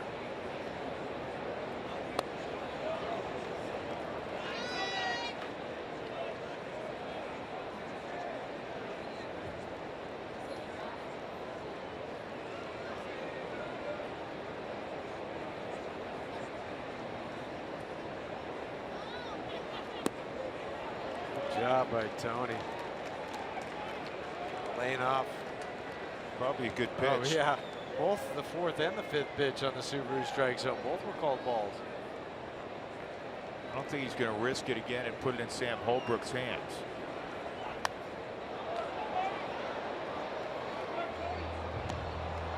We were talking earlier in the week, Huey. You were out for a couple of days. We were talking, remember a few years ago where the Rockies kept track of, and they still do this, but they made it a big deal inside the clubhouse, team at bats, quality at bats. Right. And the number, as Spilly pointed out, was a dozen, where your winning percentage, if you have a dozen or more, goes way up. This ball's in the air to Engel in deep center. He runs it down. That's closing nice. speed. Wow. He just outran the baseball. That's a perfect route. And what separates good outfielders, he reminds me a lot. I think Peter Borges is a great comp, but Kevin Kiermaier to me, because we saw him a couple of years ago here in Tampa Bay with Tampa Bay, and he played this shallow. It's a perfect route. He takes his eye off the ball when he has to, and he trusts his stuff. He trusts his ability to get under the baseball. Just look at the concentration on the Subaru Supermo too. He puts his glove up just like you said, watches it all the way in, doesn't take anything for granted. 1 out, Hoffman at the plate.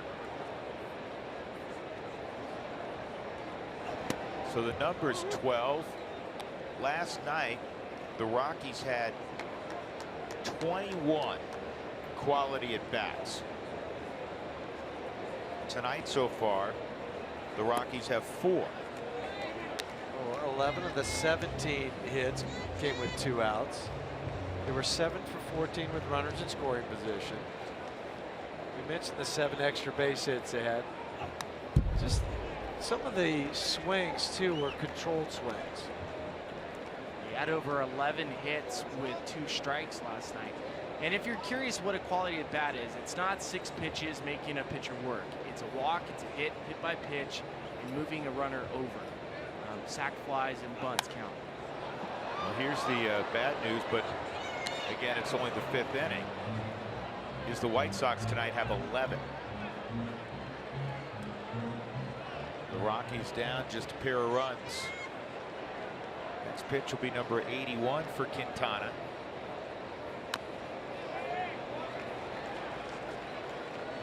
Quintana pitched game 1 of the WBC for Colombia against Team USA, and he had a no-hitter into the 6th inning. Brandon Crawford broke it up with 1 out in the 6th. That was the only game he pitched in the WBC because Colombia was eliminated in the 1st round. Abreu makes the catch, 2 outs.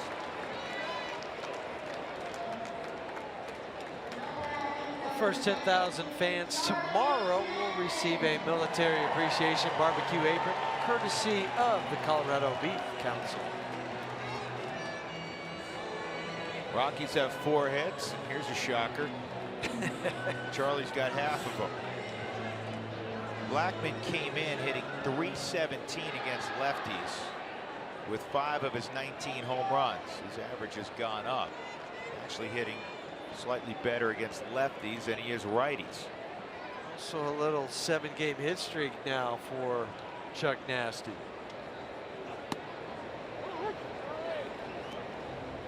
They've really swung the infield around. They put Sanchez right where he's hit 2 balls tonight. And Tim Anderson on the second base side. Be careful. There's something else when you talk about, well, look at this pitch again, up and in.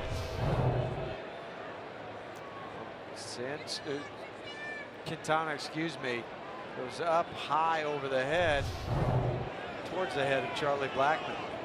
Just sprawl to get out of there.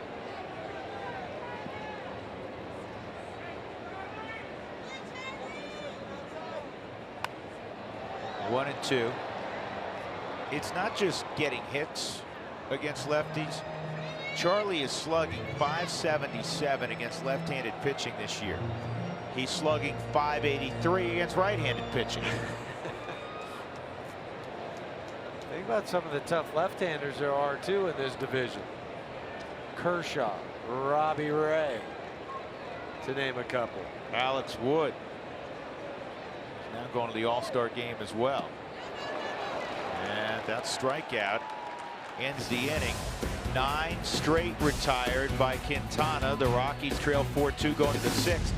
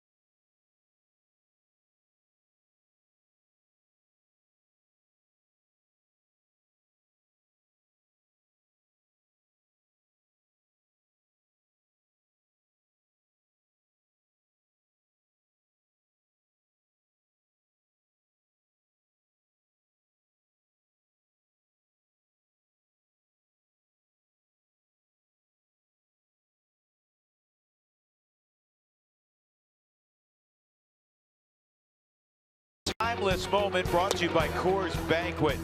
Ubaldo Jimenez in 2010, it wasn't only the no-hitter. Every time he took the baseball, you thought he had a chance. He had 15 wins before the All-Star break. He's the only Rocky ever to start on the hill in the All-Star game. And if you look at that first half and you couple his numbers with where he pitched half his games, you could make a case that it was one of the 4 or 5 greatest first halves pitching in the history of baseball. No doubt about it. Every night he took the baseball, you and I were sitting there going, well, is he going to throw another one tonight? Is he going to do it tonight? Nice play by Hoffman. He robs Kevin Smith one out. Jeff just 7 pitches in the 5th inning. Now nice start here in the 6th. Goes up high to snag this baseball. Just a little underhand toss. The ground ball out. That's just 75 pitches. As bad as it's been a few times for Jeff the first 2 or 3 innings, maybe even in the 4th inning, 75 pitches as he works in the 6th. Really needs a 1-2-3 inning for a variety of reasons.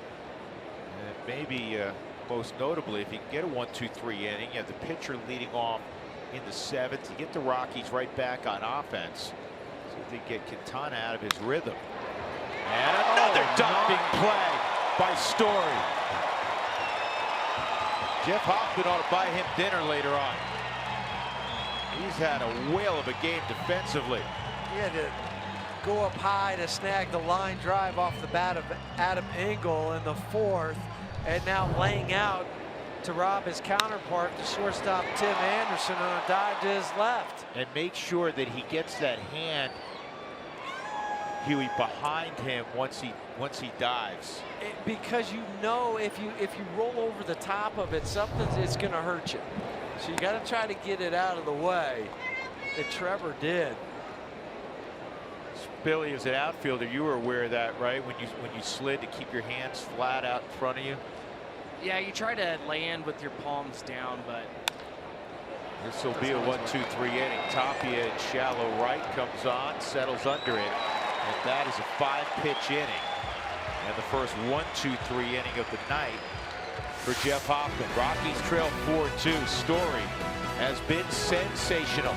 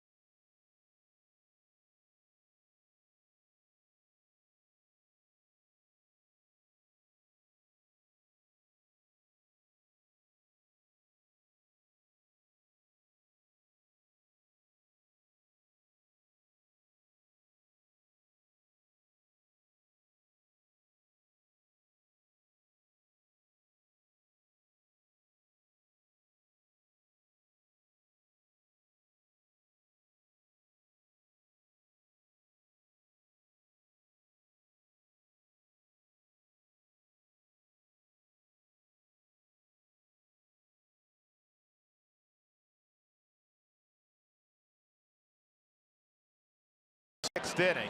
It'll be LeMahieu, Arenado, and Reynolds. Find the latest Albuquerque Isotopes jerseys, t-shirts, novelties, and plenty of other items at abqisotopes.com. Albuquerque Isotopes, the proud AAA affiliate of the Colorado Rockies. Topes are beating the Las Vegas 51ers 2-0 in the top of the 7th in Albuquerque tonight.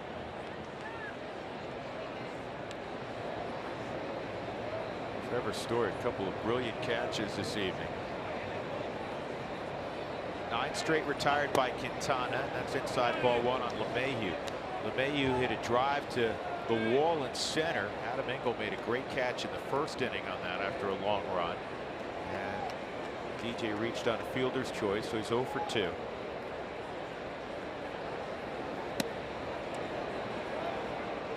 He's hitting .395 against lefties. Wow, that I thought that pitch looked good. That is center cut in the Subaru strike zone, and it was called a ball by Sam Holbrook.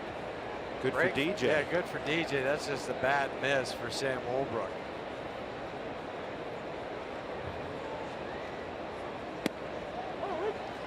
Two and one. That's impressive with Quintana. 2-0, that's fastball count, throws a little baby cutter. And DJ's looking to do a little bit of damage, especially when he's up in a count 2-0.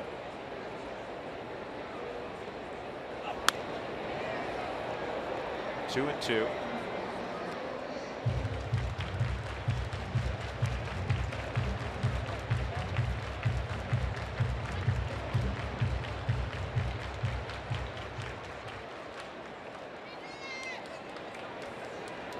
Unbelievable. The Dodgers trailed, then they led, then they got tied up. Inside 3-2, they go extra innings, and the Dodgers win with a walk-off walk. They were 35-25, good record, 10 games above 500. They're now 60-29. Oh. They've got 25-4 their last 29 games. It's ridiculous.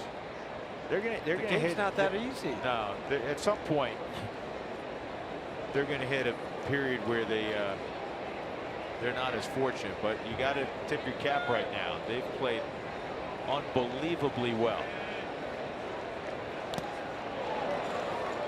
They had to score a run in the bottom of the 8th inning to tie it up, and then to walk-off walk in the 10th. They're winning in all kinds of manners. DJ with Arenado on deck. Get the Rockies going here, down 4-2. They've been limited to 4 hits.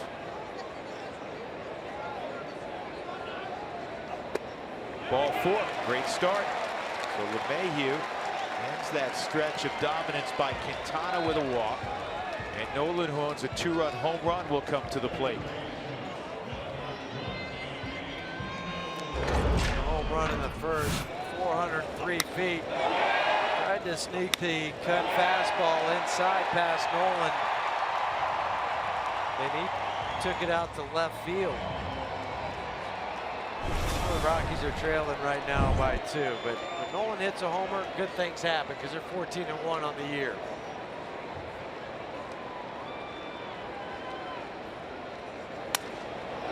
And Nolan breaks his bat. He didn't know where that ball went.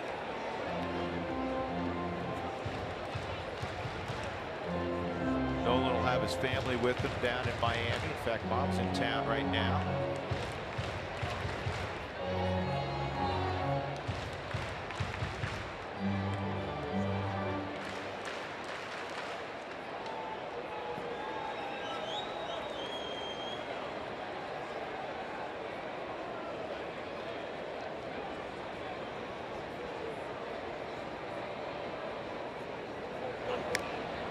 Strikes.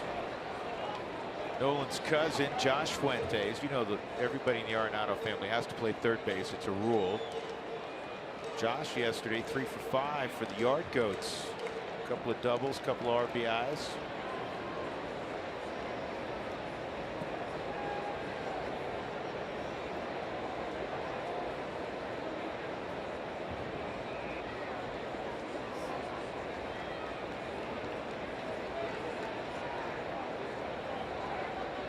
They have a pretty good group text going.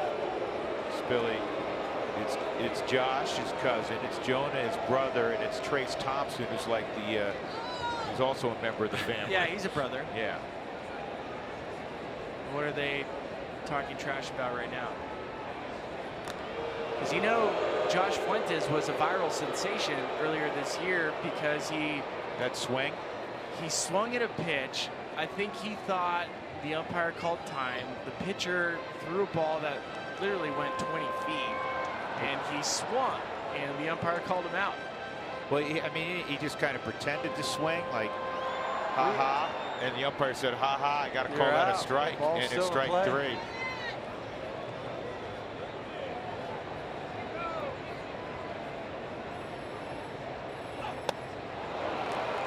That is the 10th strikeout for Quintana. And that ties a season high for Jose, who had 10 strikeouts against the Royals on April 26th. Tough to do with Nolan to get him on a real tardy swing. Reynolds, a fly ball to right and a strikeout. Last The other year, thing about Quintana, real quick, Huey, he struck out everybody in the Rockies lineup with the exception of DJ. that's right. DJ has a walk on him. Last year, twice, Quintana had 10 strikeouts in a game.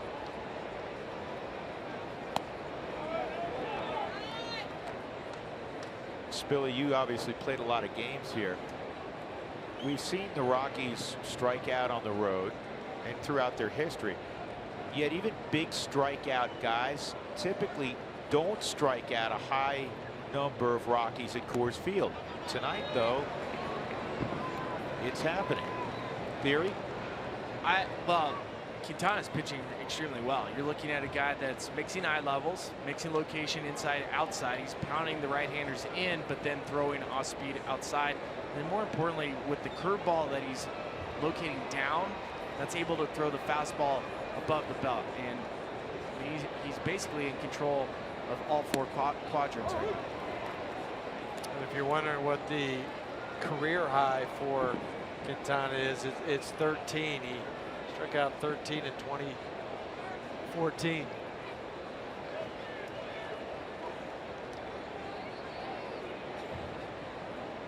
Anthony Swarzak, a right-hander, been very good for the White Sox, is up in their pen. It's 3-1 on Reynolds.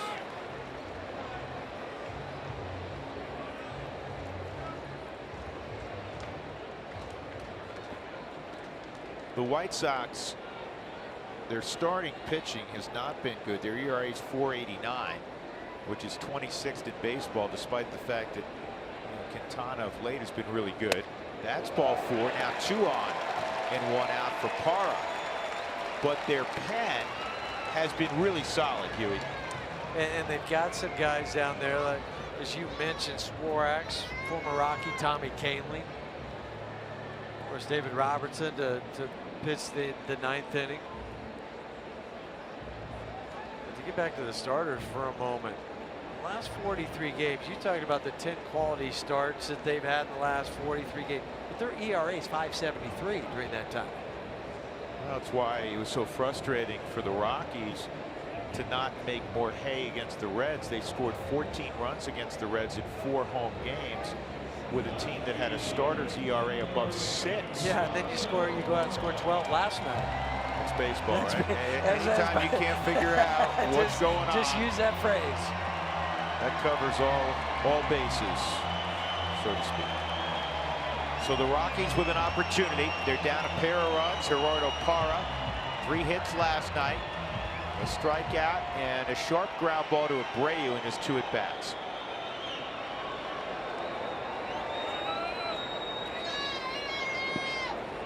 Adam Engel shaded toward the off gap in left center. Ton of room in right center field.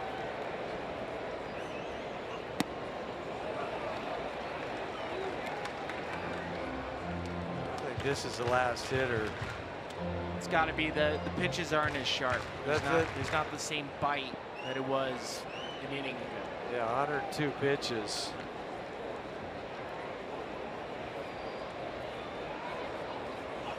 Parra drives this ball to deep left field, and it's over the head of Cabrera, and it stays in play. 1 run is scored. Reynolds to third. He had to wait and make sure Cabrera didn't make the catch. How about that, Gerardo Parra?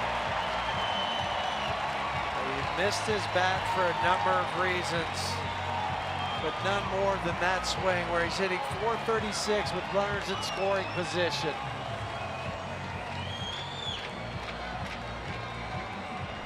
While we take a look at this, Rick Renteria's coming out for a double switch. Gerardo with his 8th double of the season over the head of Melky Cabrera in left field. So you had to wait momentarily to see if he comes up with this. Just out of the reach on the Subaru Supermo, and then bounces off the wall right back to him. But Trevor can score, Mark can go to third, and Gerardo to second. Now the Rockies trail just 4-3. Here come the Rockies in the 6th inning, and they'll get Quintana out of there.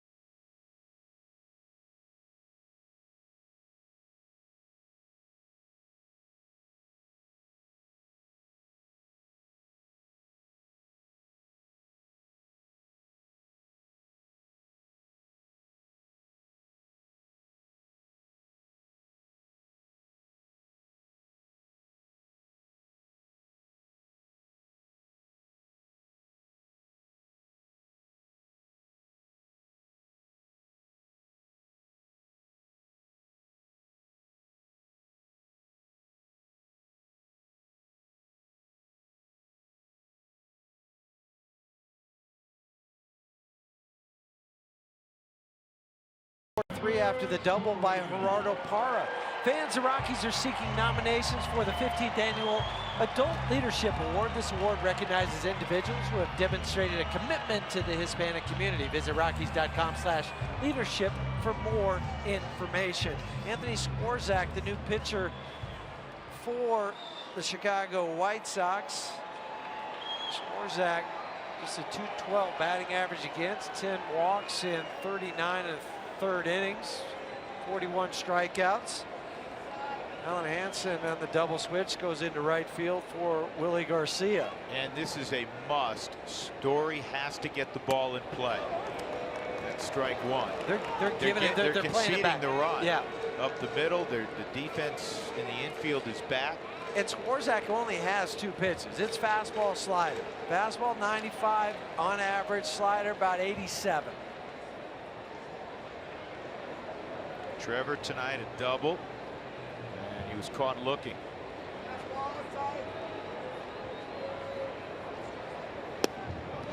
1-1. And this is, Billy, this is where I think where he goes to the shorter leg kick is really going to help him recognize pitches in this situation. Absolutely. When you're looking at it, he's getting his toe down as soon as possible. The only issue whenever you start doing a toe tap or trying to get your foot down too soon is getting it too soon and then creating an extra tap after it, which throws your timing off again. 1-1. And that's a strike. 1-2. So if I'm Trevor, I got to be diving a little bit now. I'm sacrificing the inner third portion of the plate. I'm just diving, looking away.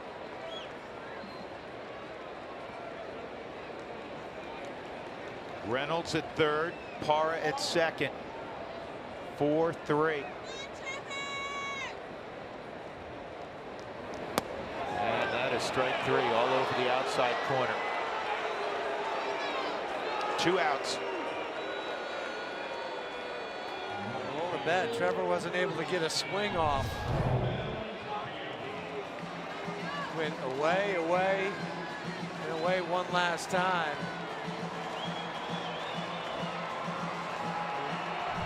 One of those calls too close to take with 2 strikes. They're going to put Tapia on. They put Tapia on to face Walters.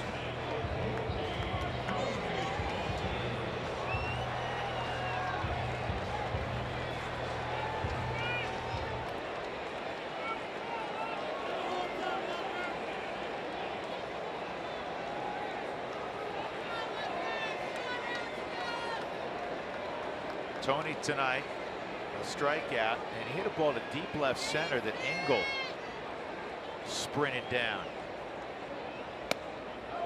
But Tony, he has a good eye. So he's going to make Anthony work for this after that intentional walk. The other thing that you have to like, Tony hangs in against lefties. But yesterday, he saw Derek Holland for a couple of at-bats. Today, he sees Quintana a couple of bats. He's finally going to see, and he also saw Holmberg yesterday, a lefty. So he's finally going to see a righty. And a righty with just 2 pitches. And it's hard, like you said. Right. Which has got to be really frustrating for Trevor Story, because you know something with velocity is coming, and he got frozen. Tony with a ground ball to second. And the Rockies get a run. But with second and third and 1 out, they had a great opportunity to at least tie it.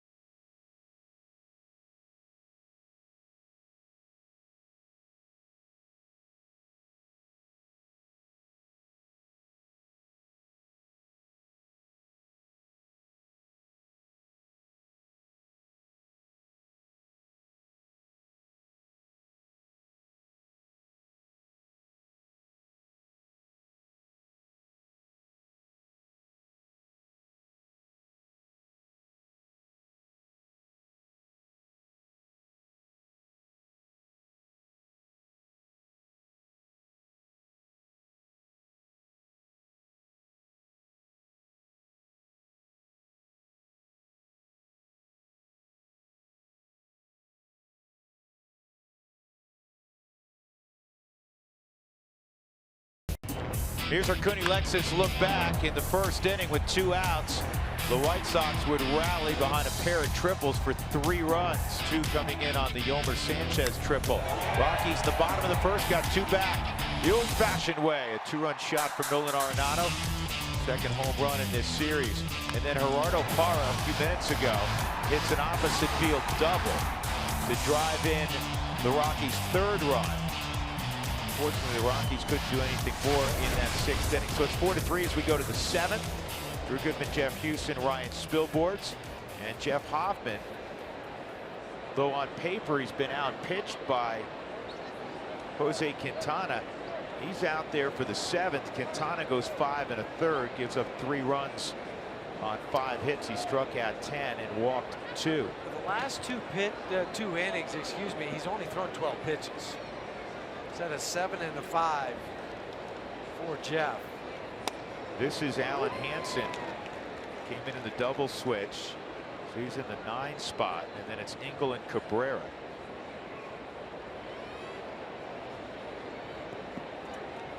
First couple batters for the White Sox. Good speed.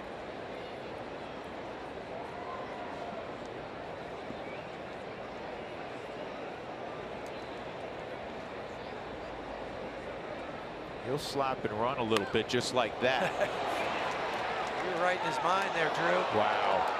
Barely. Yeah, fire that ball over there, Jeff.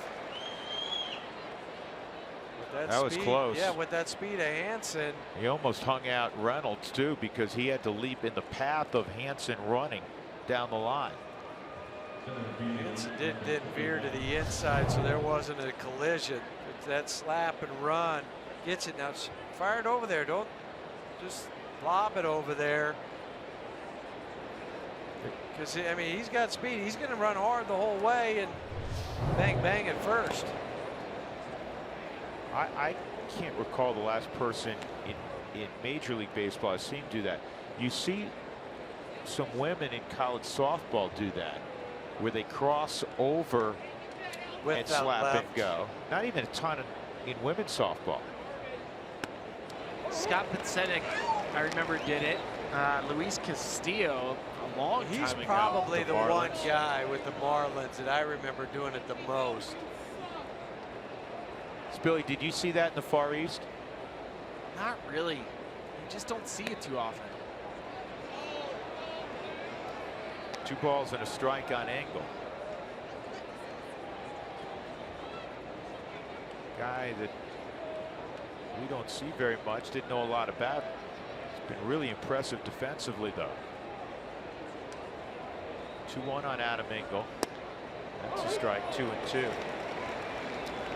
Dialed it up to 96.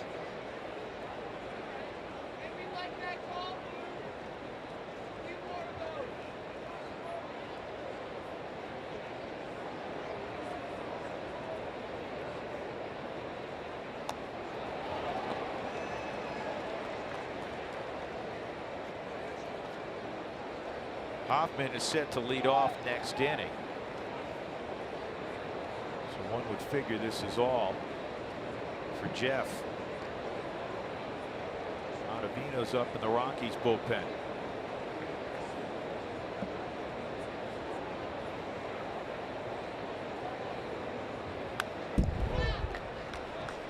Yeah, despite being 11 games beneath 500, the White Sox offense has been pretty decent of late, especially out on the road.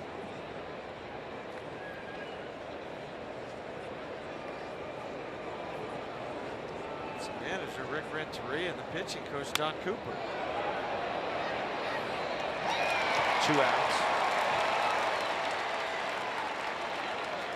I'm not sure I've seen a manager watch a game from the perch that Rick Renteria is watching this from. Looks like he doesn't want to see.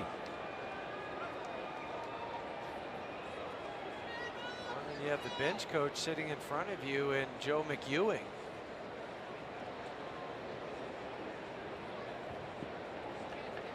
There's Joe, but not sure how you get to see much going on down there. Jim Tracy tells a great story. He was managing the Dodgers, obviously, before he managed the Rockies. Todd Helton was coming up. The Rockies were down a run in the 8th inning, and he brings in a left-hander. He had a left-hander down there that really threw the ball well against Helton, and he threw the ball well against Barry Bonds. I'm trying to remember his name. Was it Kelly Wunsch? I think it was Kelly Wunsch. And he tripped coming down the stairs. Remember that? And he like broke his ankle, literally. And so Jim's waiting for him to come in. Then he sees a commotion down there. He's like, what's going on? They said he got hurt going down the stairs. So they had to bring in a right-hander. And it was a young pitcher. I'm trying to remember this guy's name too. And he had the big goggles on when he pitched. Remember that kid about 10, 12 years ago with the Dodgers? Anyhow, he comes in. He's right-handed. And there's 2 on. Helton's coming up. He hands him the baseball. The kid had a big smile on his face. He was excited. He's facing Todd Helton at Coors Field. Big crowd, right?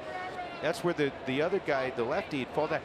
Jim didn't want to watch. He gave Jimmy Lett, his bench coach, his scorecard, all his materials, and he said, I don't want to see what happens. He went down the stairs. This is a true story. So he couldn't see down the stairs toward the clubhouse. The very next pitch, he hears the crowd roar. He yells up to Jim Lett. He goes, how far? Lett goes, back wall of the bullpen. And then Jim let go a bunch of expletives. Right. He wasn't going to watch. He said, I didn't like that matchup.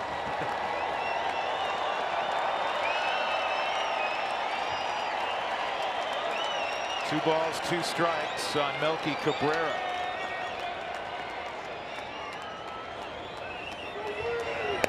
Hoffman just missed. 3-2. Been a tight zone tonight. It has. Both ways. But he took it down, tried to make sure it was on the knees.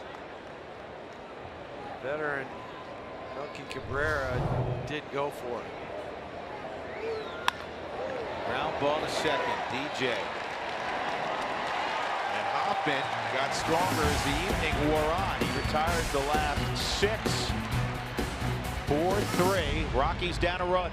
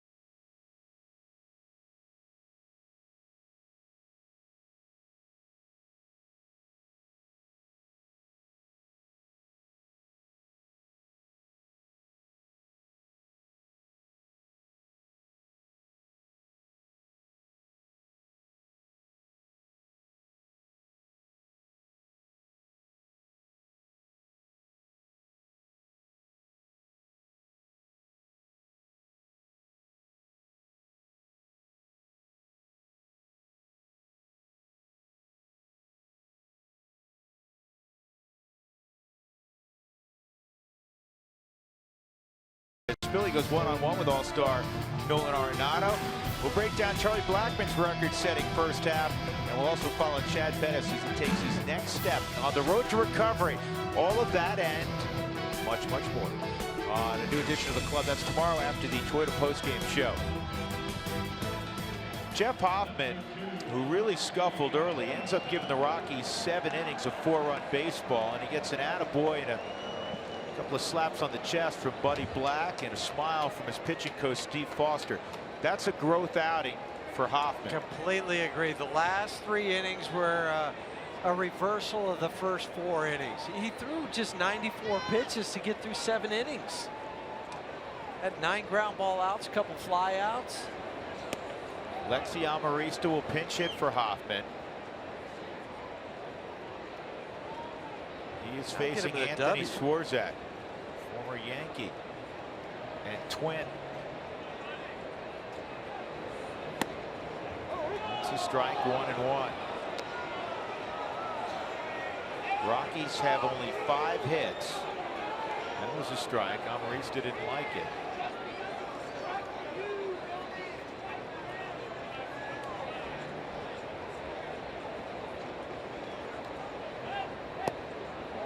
Two and 1.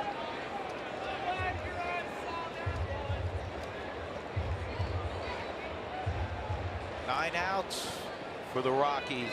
Plenty of Down time. a run. Yep.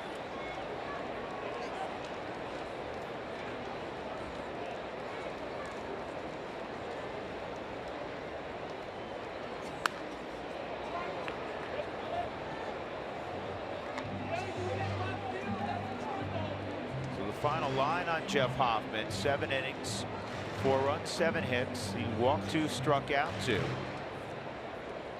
Struggled getting behind hitters, especially the first 5 innings. But he ends up against a team that's been swinging the bat well, especially out on the road. With 7 innings of 4-run baseball at Coors Field, that's not bad. 3 and 2 now. The only pitch that might keep him up a little bit tonight is that hanging curveball that he threw to Quintana for the sac fly. That's the difference in the game right now. Yeah, that's the one that, you know, when you put your head on your pillow, you might be thinking, man, if I could have just done this. And this is in the air to Engel in center. Well, you guys say this on a regular basis. Hoffman throws 94 to 97. That's hard to hit. It's hard to hit for you guys who played every day. This is a pitcher who gets a few at bats a year, has never had a hit, and you're going to try to trick him? Yeah. No reason, right? But that's why I'm saying that's the one pitch he's gonna cause him some heartburn. Hopefully he doesn't have to think about it because the Rockies get the offense going against this White Sox bullpen. Charlie's 2 for 3. Charlie has 116 hits. All-time hits list prior to the All-Star break. Helton in 03 at 125. 125.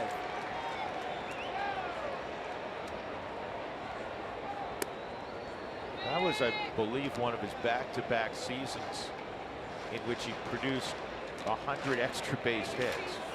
Do you remember this story? Clint Hurdle used to have to write out the season stats for Todd just so he would enjoy it, because he signed that long contract and he felt obligated to continue putting up those type of numbers. And so Hurdle understood that this was going to be an issue for Todd moving forward, because he was always going to try to repeat doing these remarkable things. 100 extra base hits does not happen often. And so Hurdle gave him the stat line. He said, here, you get 1 week to look at this, then you move on towards the next year. 2 and 1 on Charlie. 2 and 2. The thing about Todd, I remember him telling me once that as much as he loved the game, and you guys can really appreciate this and understand it better than anybody, as guys that played at this level, he really looked forward to the offseason when he wasn't a prisoner to the game. I can see that. 2 gone. That's the hard and challenging part as a ball player, is to appreciate the game when you're going through it.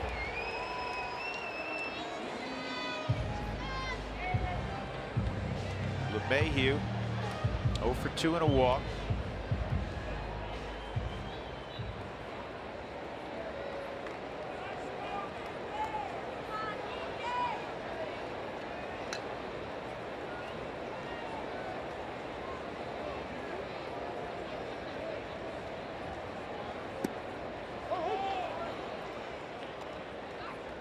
mental grind, the physical toll in the case of not only Todd. We always talk about his superstitions. A lot of players are slaves to superstitions, and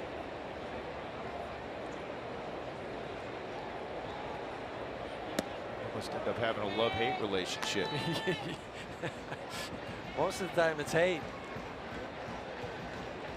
You know, Todd, back-to-back seasons of 100 extra base hits. It's only happened 15 times in the history of baseball. Todd was the last guy to do it. If that's fair, and it is, it'll be a base hit for DJ.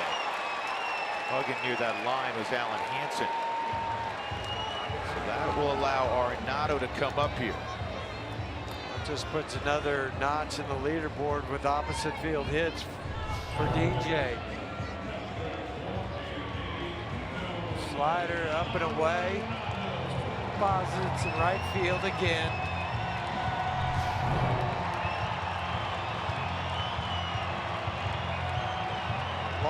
Long time pitching coach Don Cooper coming out. A little bit past the halfway mark. Nolan, with his 17th home run tonight, has 50 extra base hits. And tonight is game number 88 that Nolan has participated in. It's game number 90 for the Rockies. I had a feeling that DJ was going to get pinch ran for just based on the way he was running to first base on the base hit. Tyler Chatwood is going to switch out. If Nolan was to hit a double with DJ on the bases right now, there's no way he would have scored.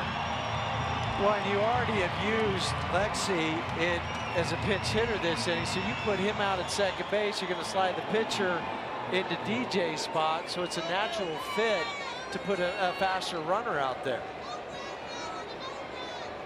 That's where managers are forward thinking. They're already thinking about those things.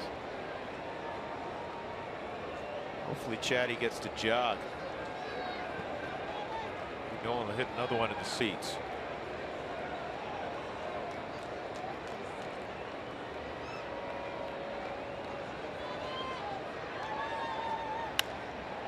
Ground ball. That's a fair ball, and Frazier throws across to get Nolan. So the Rockies failed to produce a run in the 7th. They trail 4-3 heading to the 8th and 20th at Blake.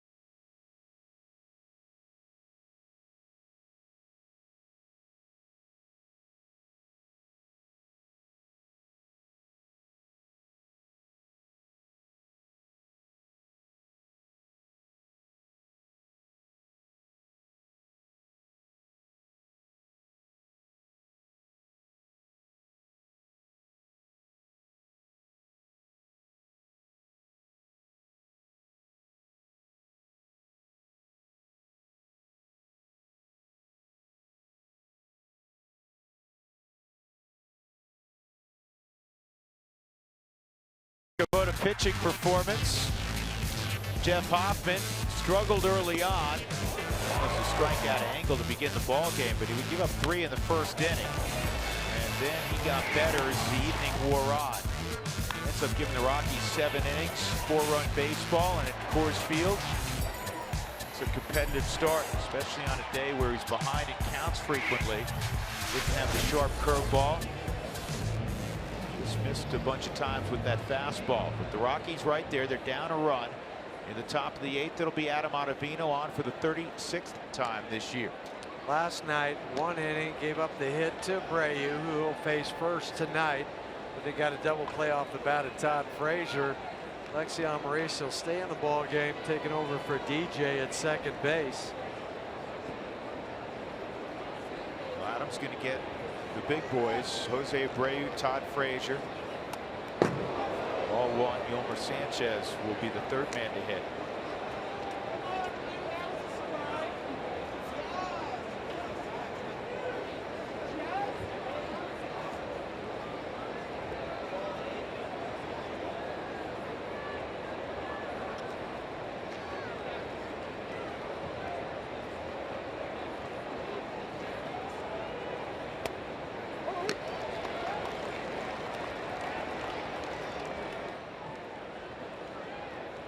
Ball and a strike.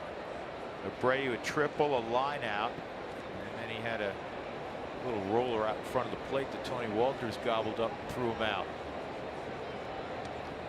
It's the toughest out in the White Sox lineup, and he's going to line a base hit to Parra. The Rockies have caught a break, Jeff Houston, in that Avisail Garcia, who's going to the All-Star game for the White Sox and has had a terrific offensive year, has missed the first 2 ball games. They hope he can play tomorrow. He's kind of got a jammed thumb. Yeah, on his right hand. Got it on a swing in Oakland. Rick Renteria is pretty positive that he would be playing tomorrow. Just add some more thump to the White Sox in their batting order. Good pitch to Frazier. It's 0-1. Frazier does not have an official at bat. 2 walks, and he was hit by a pitch.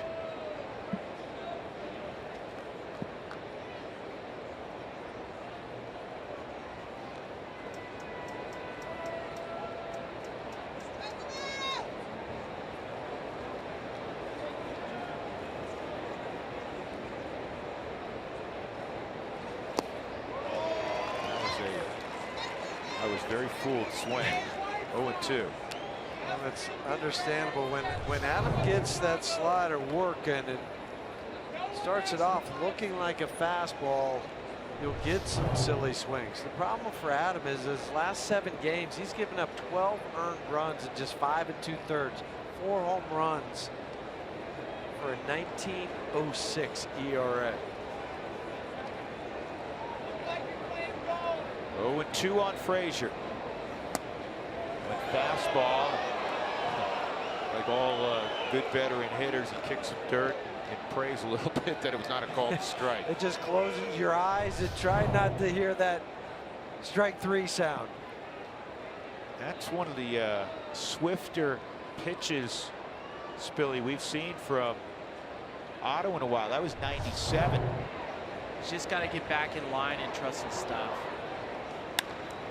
This is a fly ball to fairly deep right center field. Blackman is out there. He calls off Tapia. Tagging up very smartly is Jose Abreu. So he's in scoring position with 1 out. The first 15,000 fans on Saturday, July 22nd, will receive an Adam Ottavino Star Wars bobblehead. Pittsburgh Pirates making their lone visit to Coors Field then. With the left-hander and Sanchez, or excuse me, the switch hitter in Sanchez, was going to go to Jake McGee.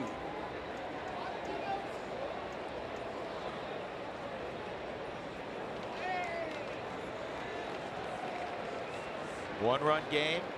Abreu at second with 1 out in the 8th when we return.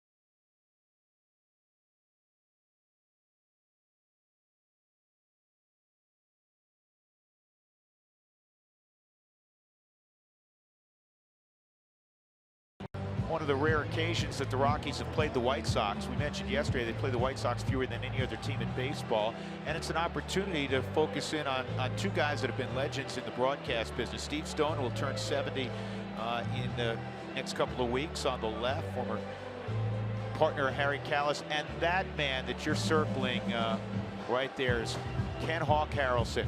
Hawk Harrelson, who has such, everybody knows his call of home runs.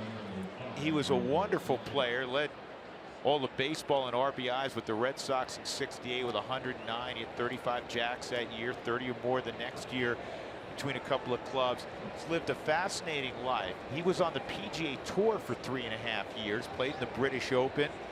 Then he at one point was the executive vice president of baseball operations for the White Sox. This is his 33rd year in the booth, and he's a treasure. He's a great man to visit with. He's a character of the game. He's a fine broadcaster. And next year, Hawk is going to cut his schedule way back. He said it's probably going to be his final year. He's going to work about 25 games, Sundays. And good for him. He deserves it. He's been an ambassador to this game for a long time. She gone. But he lives on the 17th hole of. Is he at Arnold's course at Bay Hill, right? Bay Hill, yeah. In Orlando. In Orlando. Yep. 1 ball, 1 strike. McGee to Yomer Sanchez. They flip Sanchez over to the right side where he's hitting .235 on the year. Fellas, this is what most managers do, especially seasoned managers with 700+ victories like Buddy Black. They do all they can to win a baseball game in 9 innings. And that's why Ottavino and McGee tag team this 8th inning.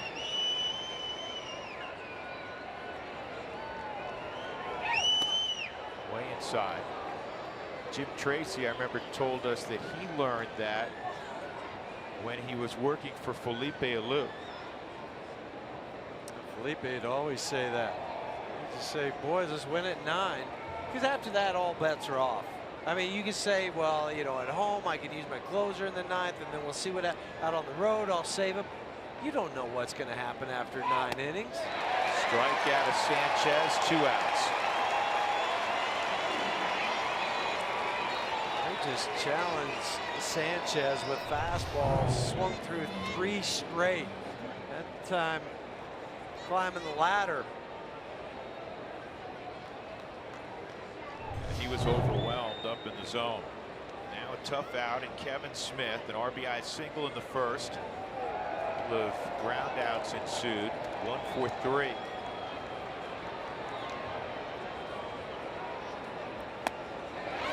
Big swing. Looked a little long, didn't it, Huey? Well, I was just thinking the same thing, because Sanchez's swings were a little long. You got him with fastballs. You elevated that first pitch. This is where I think you kind of read some swings. You go back with the fastball. Go upstairs again.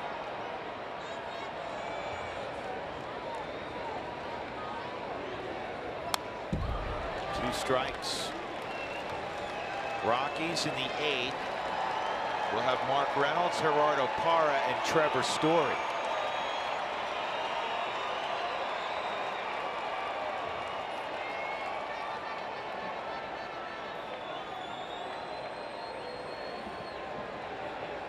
Well, Bud is taking a look at Jake McGee because he's come off the mound twice now in between pitches, looking at his leg. And Tony Walters came out right after. See Keith Duggar sitting right next to Bud Black. Curious what's going on. He did pop out of there. 2 strikes on Smith. Oh man, that's a. Where'd it go? Flashback to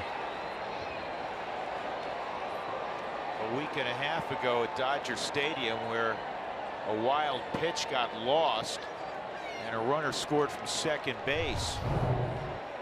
This was a buried fastball. If I'm Bud, they're going to go take a look at McGee. After that last pitch, they should. Just to make sure that he's not trying to be a superhero tonight.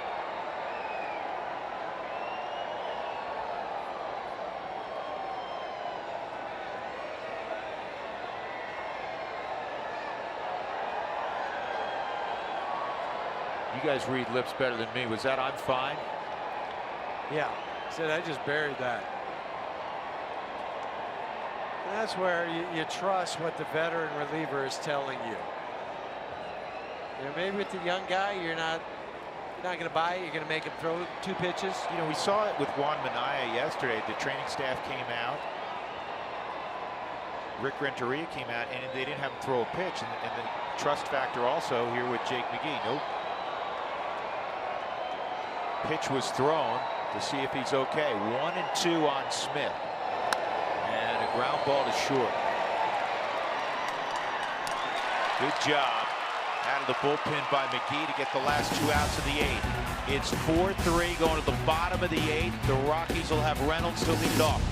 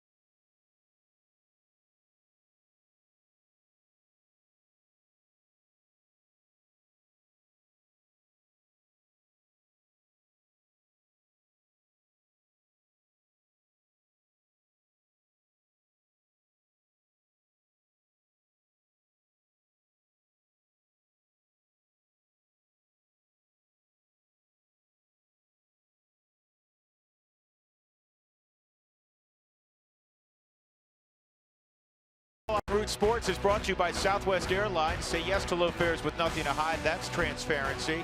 And by Wells Fargo. Wells Fargo customers get your 2-for-1 Rockies club level tickets by visiting wellsfargo.com/Rockies. In lower downtown Denver, in front of the 9th sellout of the year, crowd of 48,118. The Rockies deficient by a run on the scoreboard as they come to hit in the bottom of the 8th.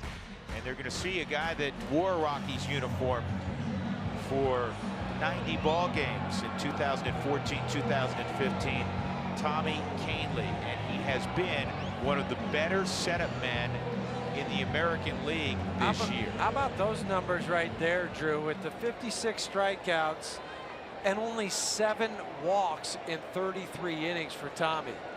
Because that was part of the problem here. He'll strike guys out, but he could also throw it to the backstop. He didn't quite know where it was going to go.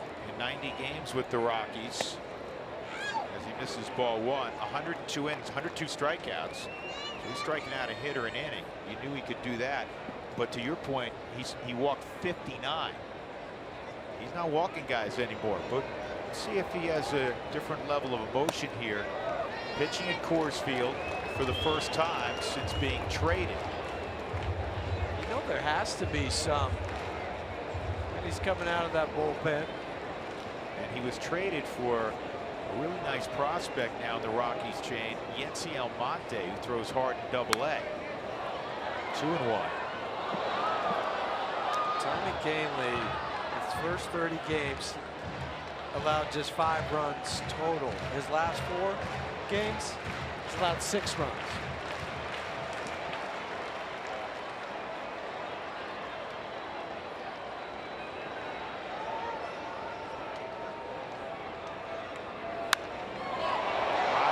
ball to right field, fairly deep with some carry off the wall. Reynolds is going to get to third easily. It's a leadoff triple on a ball that just carried and carried. And Hansen now in right field could not make the catch. Tying run 90 feet away, nobody out in the 8th. The hashtag still applies, be like Mark. And if you're like Mark, you're strong. Because this ball was high in the air. Hansen goes back, he's drifted, thinking I've got a chance, I'll wait. Now it's getting closer to the wall, he leaps. Real close on the Subaru Supermo. And then Mark Reynolds starts to pick it up and put it down for his first triple of the season. And the first one since 2015. And the right guy at the plate, Gerardo Parra. Center field, this will get the job done. Engel makes the catch. Here comes the equalizer. Mark Reynolds, as Gerardo Parra delivers them, it's 4-4. And a new evening at Coors Field.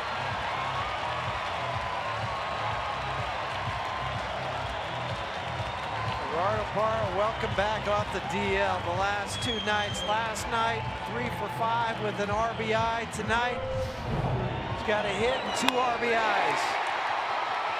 Just a professional. I'm going to get a fastball. I know how to put it in the air. That's right. Shake some hands, high fives. New game. 1 out, and here's Trevor Story. Double and caught looking twice.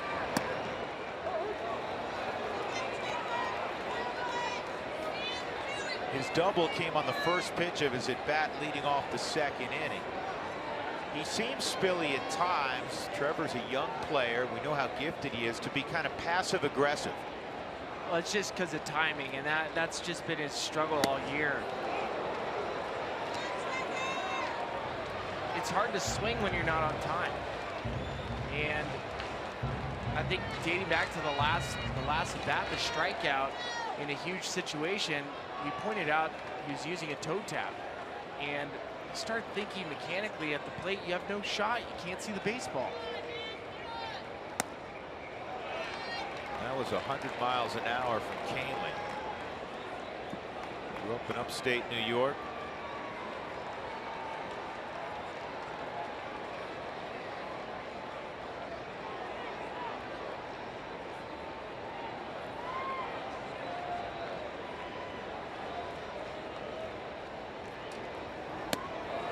Two outs.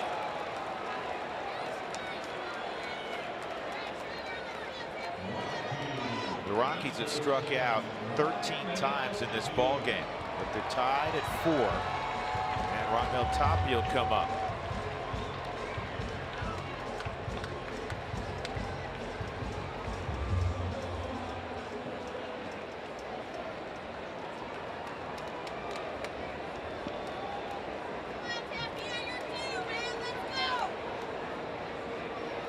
Tapia for 2 and an intentional walk.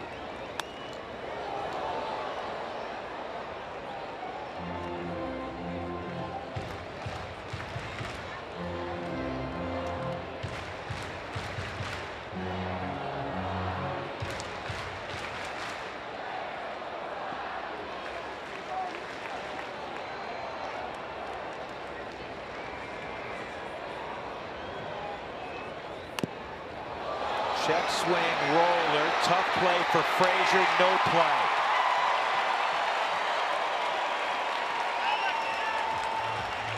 How about that?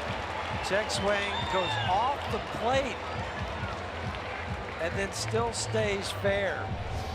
I mean, if you're trying to bunt a ball, you couldn't bunt it any better than this. So a high kick in the air. Tapia getting down the line. Huh? Take that all day long. Right. Are you kidding me? Knock. That's what it says in the book. Base hit. Now you got to look to be aggressive, trying to swipe the bag with 2 outs. That ball at the top, he had just swung kind of 36 miles an hour off the bat.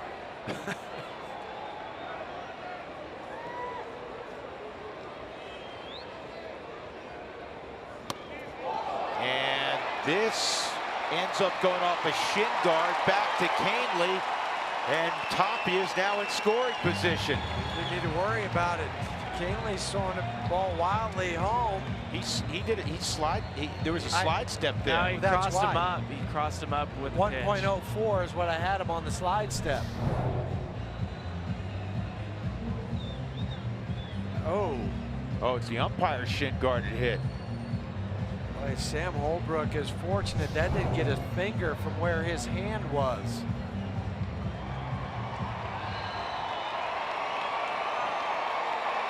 This crowd will go bonkers if Tony Walters can throw out a base hit and get the go-ahead run home.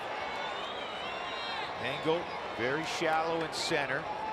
Same deal with Melky Cabrera in left.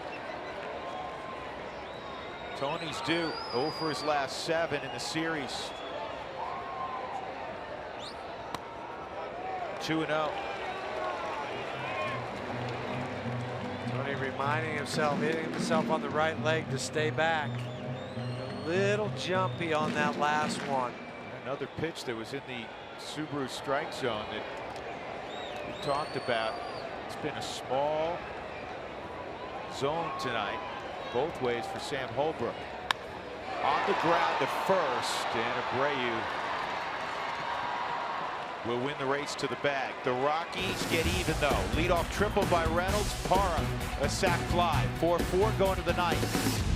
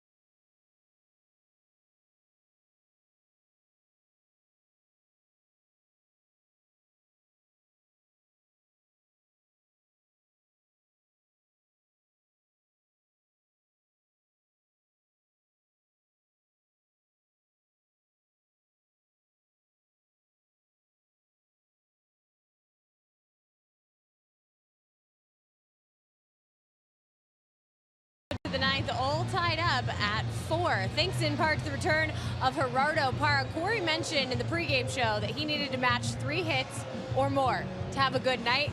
I say liar, fake news. Mr. Right. Situational hitter You're tonight right. in late innings has been so important. 2 huge hits, 2 big RBIs.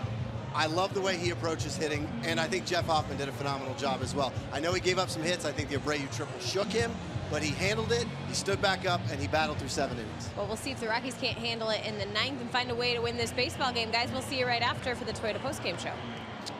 That sounds great, Jenny. Gerardo Parra, was he giving them a boost last couple of days? Tim Anderson's going to lead off. When you're even in the 9th, the closer struts out for the home team.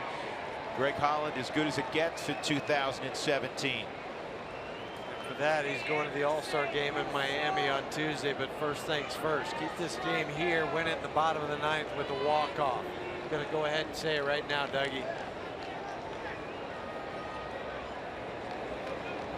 Anderson 1 for 3. He was robbed his last time up on a diving catch by Trevor Story. Trevor's made 2 outstanding catches today on line drives. One where he had to leap and one diving to his left. 1-1.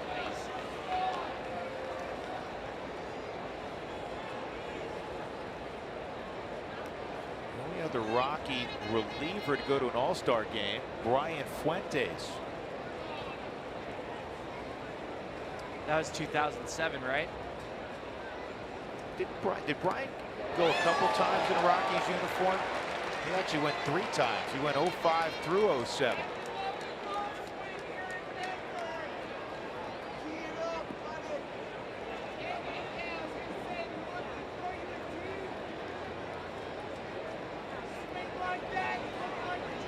You're just throwing one more slider.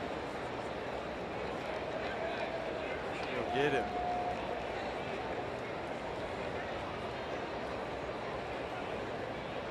Here's the 1-2. This ball in the air to deep center field. Anderson has hit it out. I don't like that pitch. Well, the pitch wandered over the middle of the plate. Anderson hit a home run in that same spot yesterday. And now it's 5-4 Chicago. They're back in front.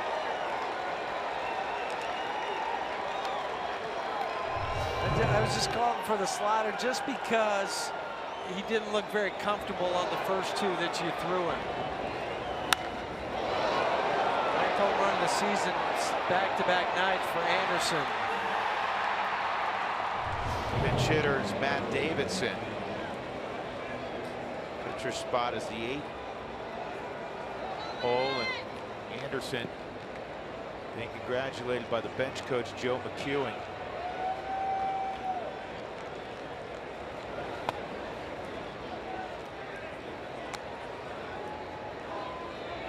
Just the 2nd home run Holland has allowed all year.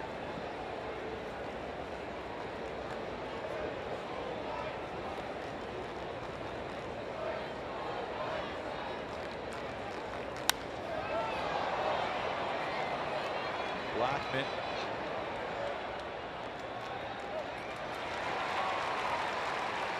Fans' next bike to the game is Sunday, July 23rd. Ride your bike and enter to win great prizes courtesy of UC Health. Get more info at rockies.com/green.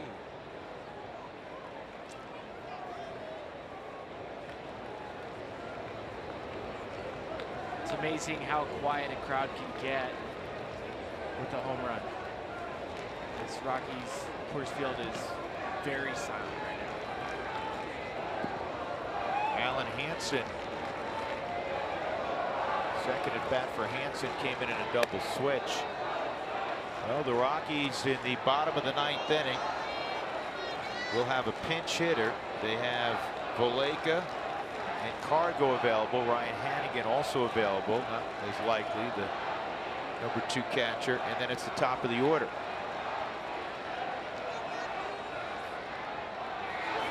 Actually, let me correct that. I'm sorry. Amarista is leading off, folks. He stayed in the ball game. It's Amarista, Blackman, then a pinch hitter. And with Robertson, their closer, it's going to be Cargo. Maybe. Well, unless you would think. Yeah, there's a couple guys on. Voleka has done such a good job off the bench. The Rockies trying to give, you know, a mental reprieve to Cargo. Now 3-0 on Alan Hansen. You don't want this kid on base. This kid really can run.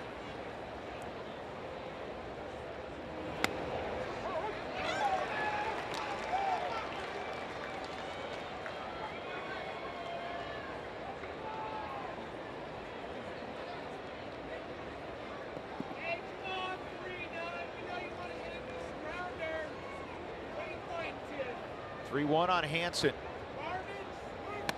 and he walks.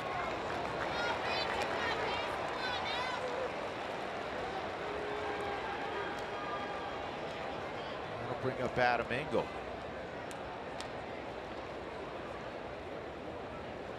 As the Rockies continue to struggle these last 3 weeks to play consistent baseball in all 3 facets. Offense, pitching, defense. They've not won back-to-back games in a while. They were impressive yesterday, winning 12-4.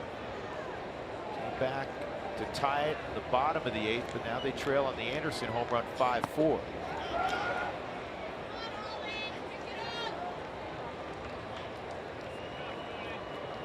Greg's been so good this year.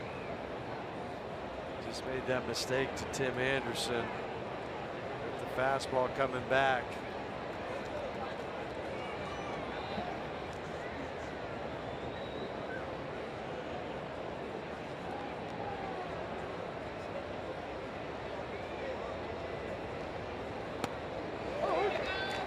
All in a strike.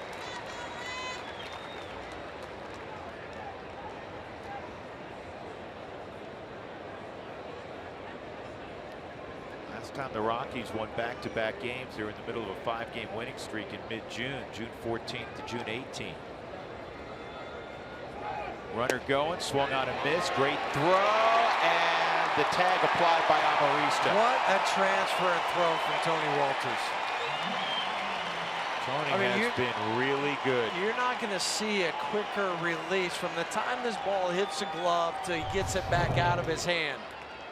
Hanson's got speed, out of there, throw, and then right on the money to tag out Hanson.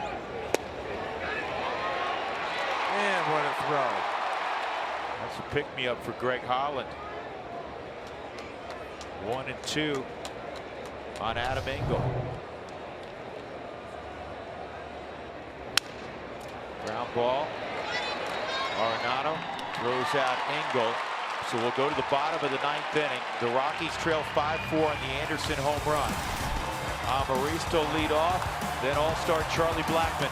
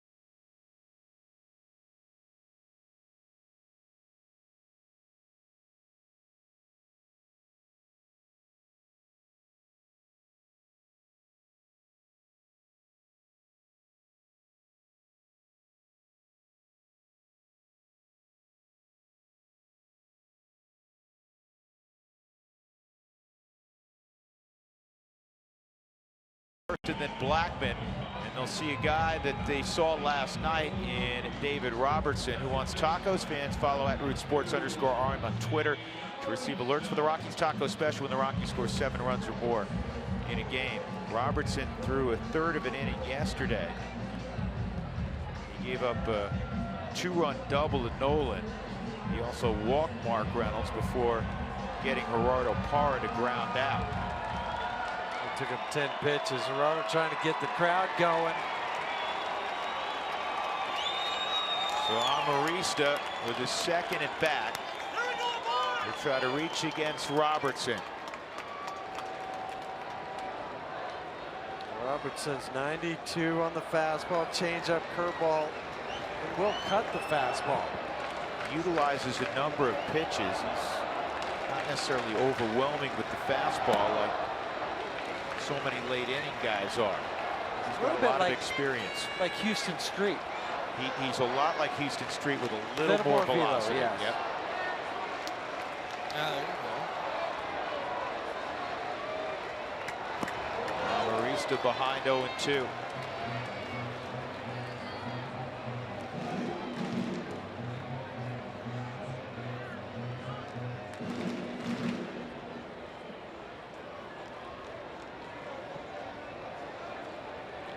Carlos Gonzalez Getting ready. He'll be the pinch hitter apparently. 1-2. On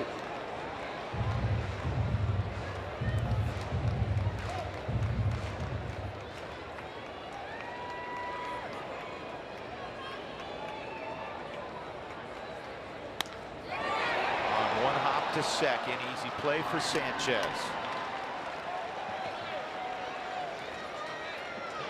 Charlie Blackmon will approach. Single and a stolen base and a run scored in the first. He singled in the third. He struck out in his next 2 at bats, so he's 2 for 4.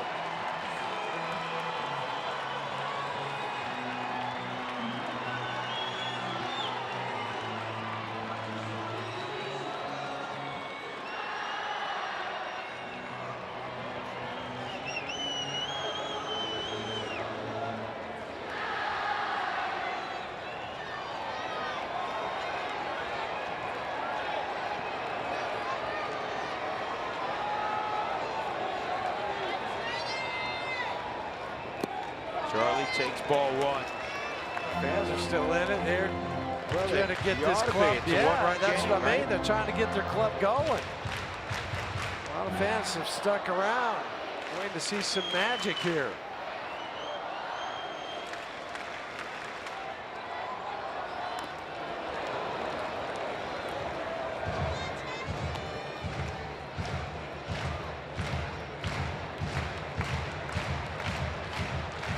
Now with Charlie up, it's a contrast to when Lexi was up. The outfielders have moved back extremely deep. Even Engel in center field. Off the plate, it's 2-1. The beautiful thing, we keep coming back to this about Charlie Blackmon. He had marvelous stats, well over 300, 19 home runs, all of the terrific numbers. But in this situation, you know you're going to get a great at bat. You know he's going to make you work. Right, it's baseball. Way more often than not, you don't reach. But he's not going to get himself out. Pitcher's going to have to make a above average pitch to do it. Now with 2 strikes, they'll shift Anderson to the right side. So there's 3 on the right side, 2-2. Now 3-2. Give you one more number. When Charlie's ahead in the count, 451. That's what he hits. 451. Yes. You kidding me? When he's ahead in the count. Parr's doing his best effort to get the crowd in the dugout warmed up into this game. You see it in hoops. You rarely see this in baseball. 3-2. Called strike 3. And Charlie Blackmon is incensed. And he just got run.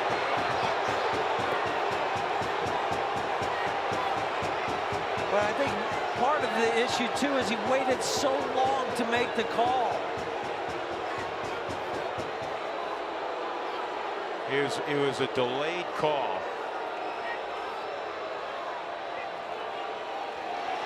And Buddy just got run.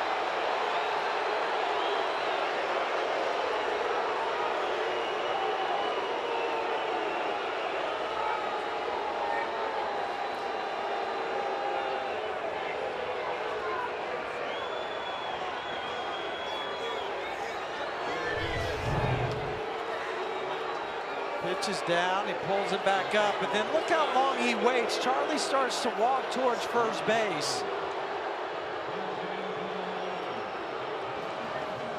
And I can't remember the last time I saw Charlie do that to an umpire. That may be the most frustrating thing of all, that there was a delay. That's what got it. That's what gets any player when you don't make the call immediately. Then you wait a half a second to a second. So here's Cargo, 2 outs, nobody on, pinch hitting. Arenado on deck.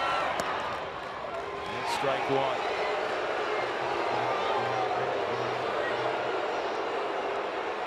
Just the 34th pinch hitting appearance of his career. 6 for 33. Trying to save an AB for Nolan.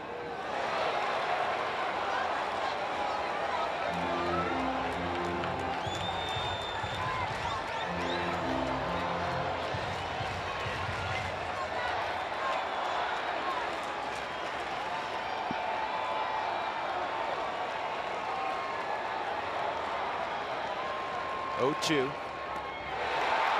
that's the ball game. Robertson gets the save, his 13th. The Rockies fall 5-4 to the White Sox. The rubber game will come tomorrow afternoon. Tommy Kahnle, despite giving up a run, the former Rocky gets the victory, his first of the year. And the losing pitcher is Greg Holland, who gave up the home run to Timmy Anderson. Greg is now 1-1. Our Jimmy John's delivery of the game for the second time in the series. The young shortstop, former #1 pick Tim Anderson, behind in the count, hits one over the center field wall, and then top of the 9th home run put the White Sox out in front 5-4, and that was the final score. 5-4 Chicago tonight over Colorado. To center field we go. Here's Jenny and Corey. All right, Drew, thanks so much. A tough loss for the Rockies. They're now 11-5 in one-run games. Plenty to recap coming up in the Toyota Post.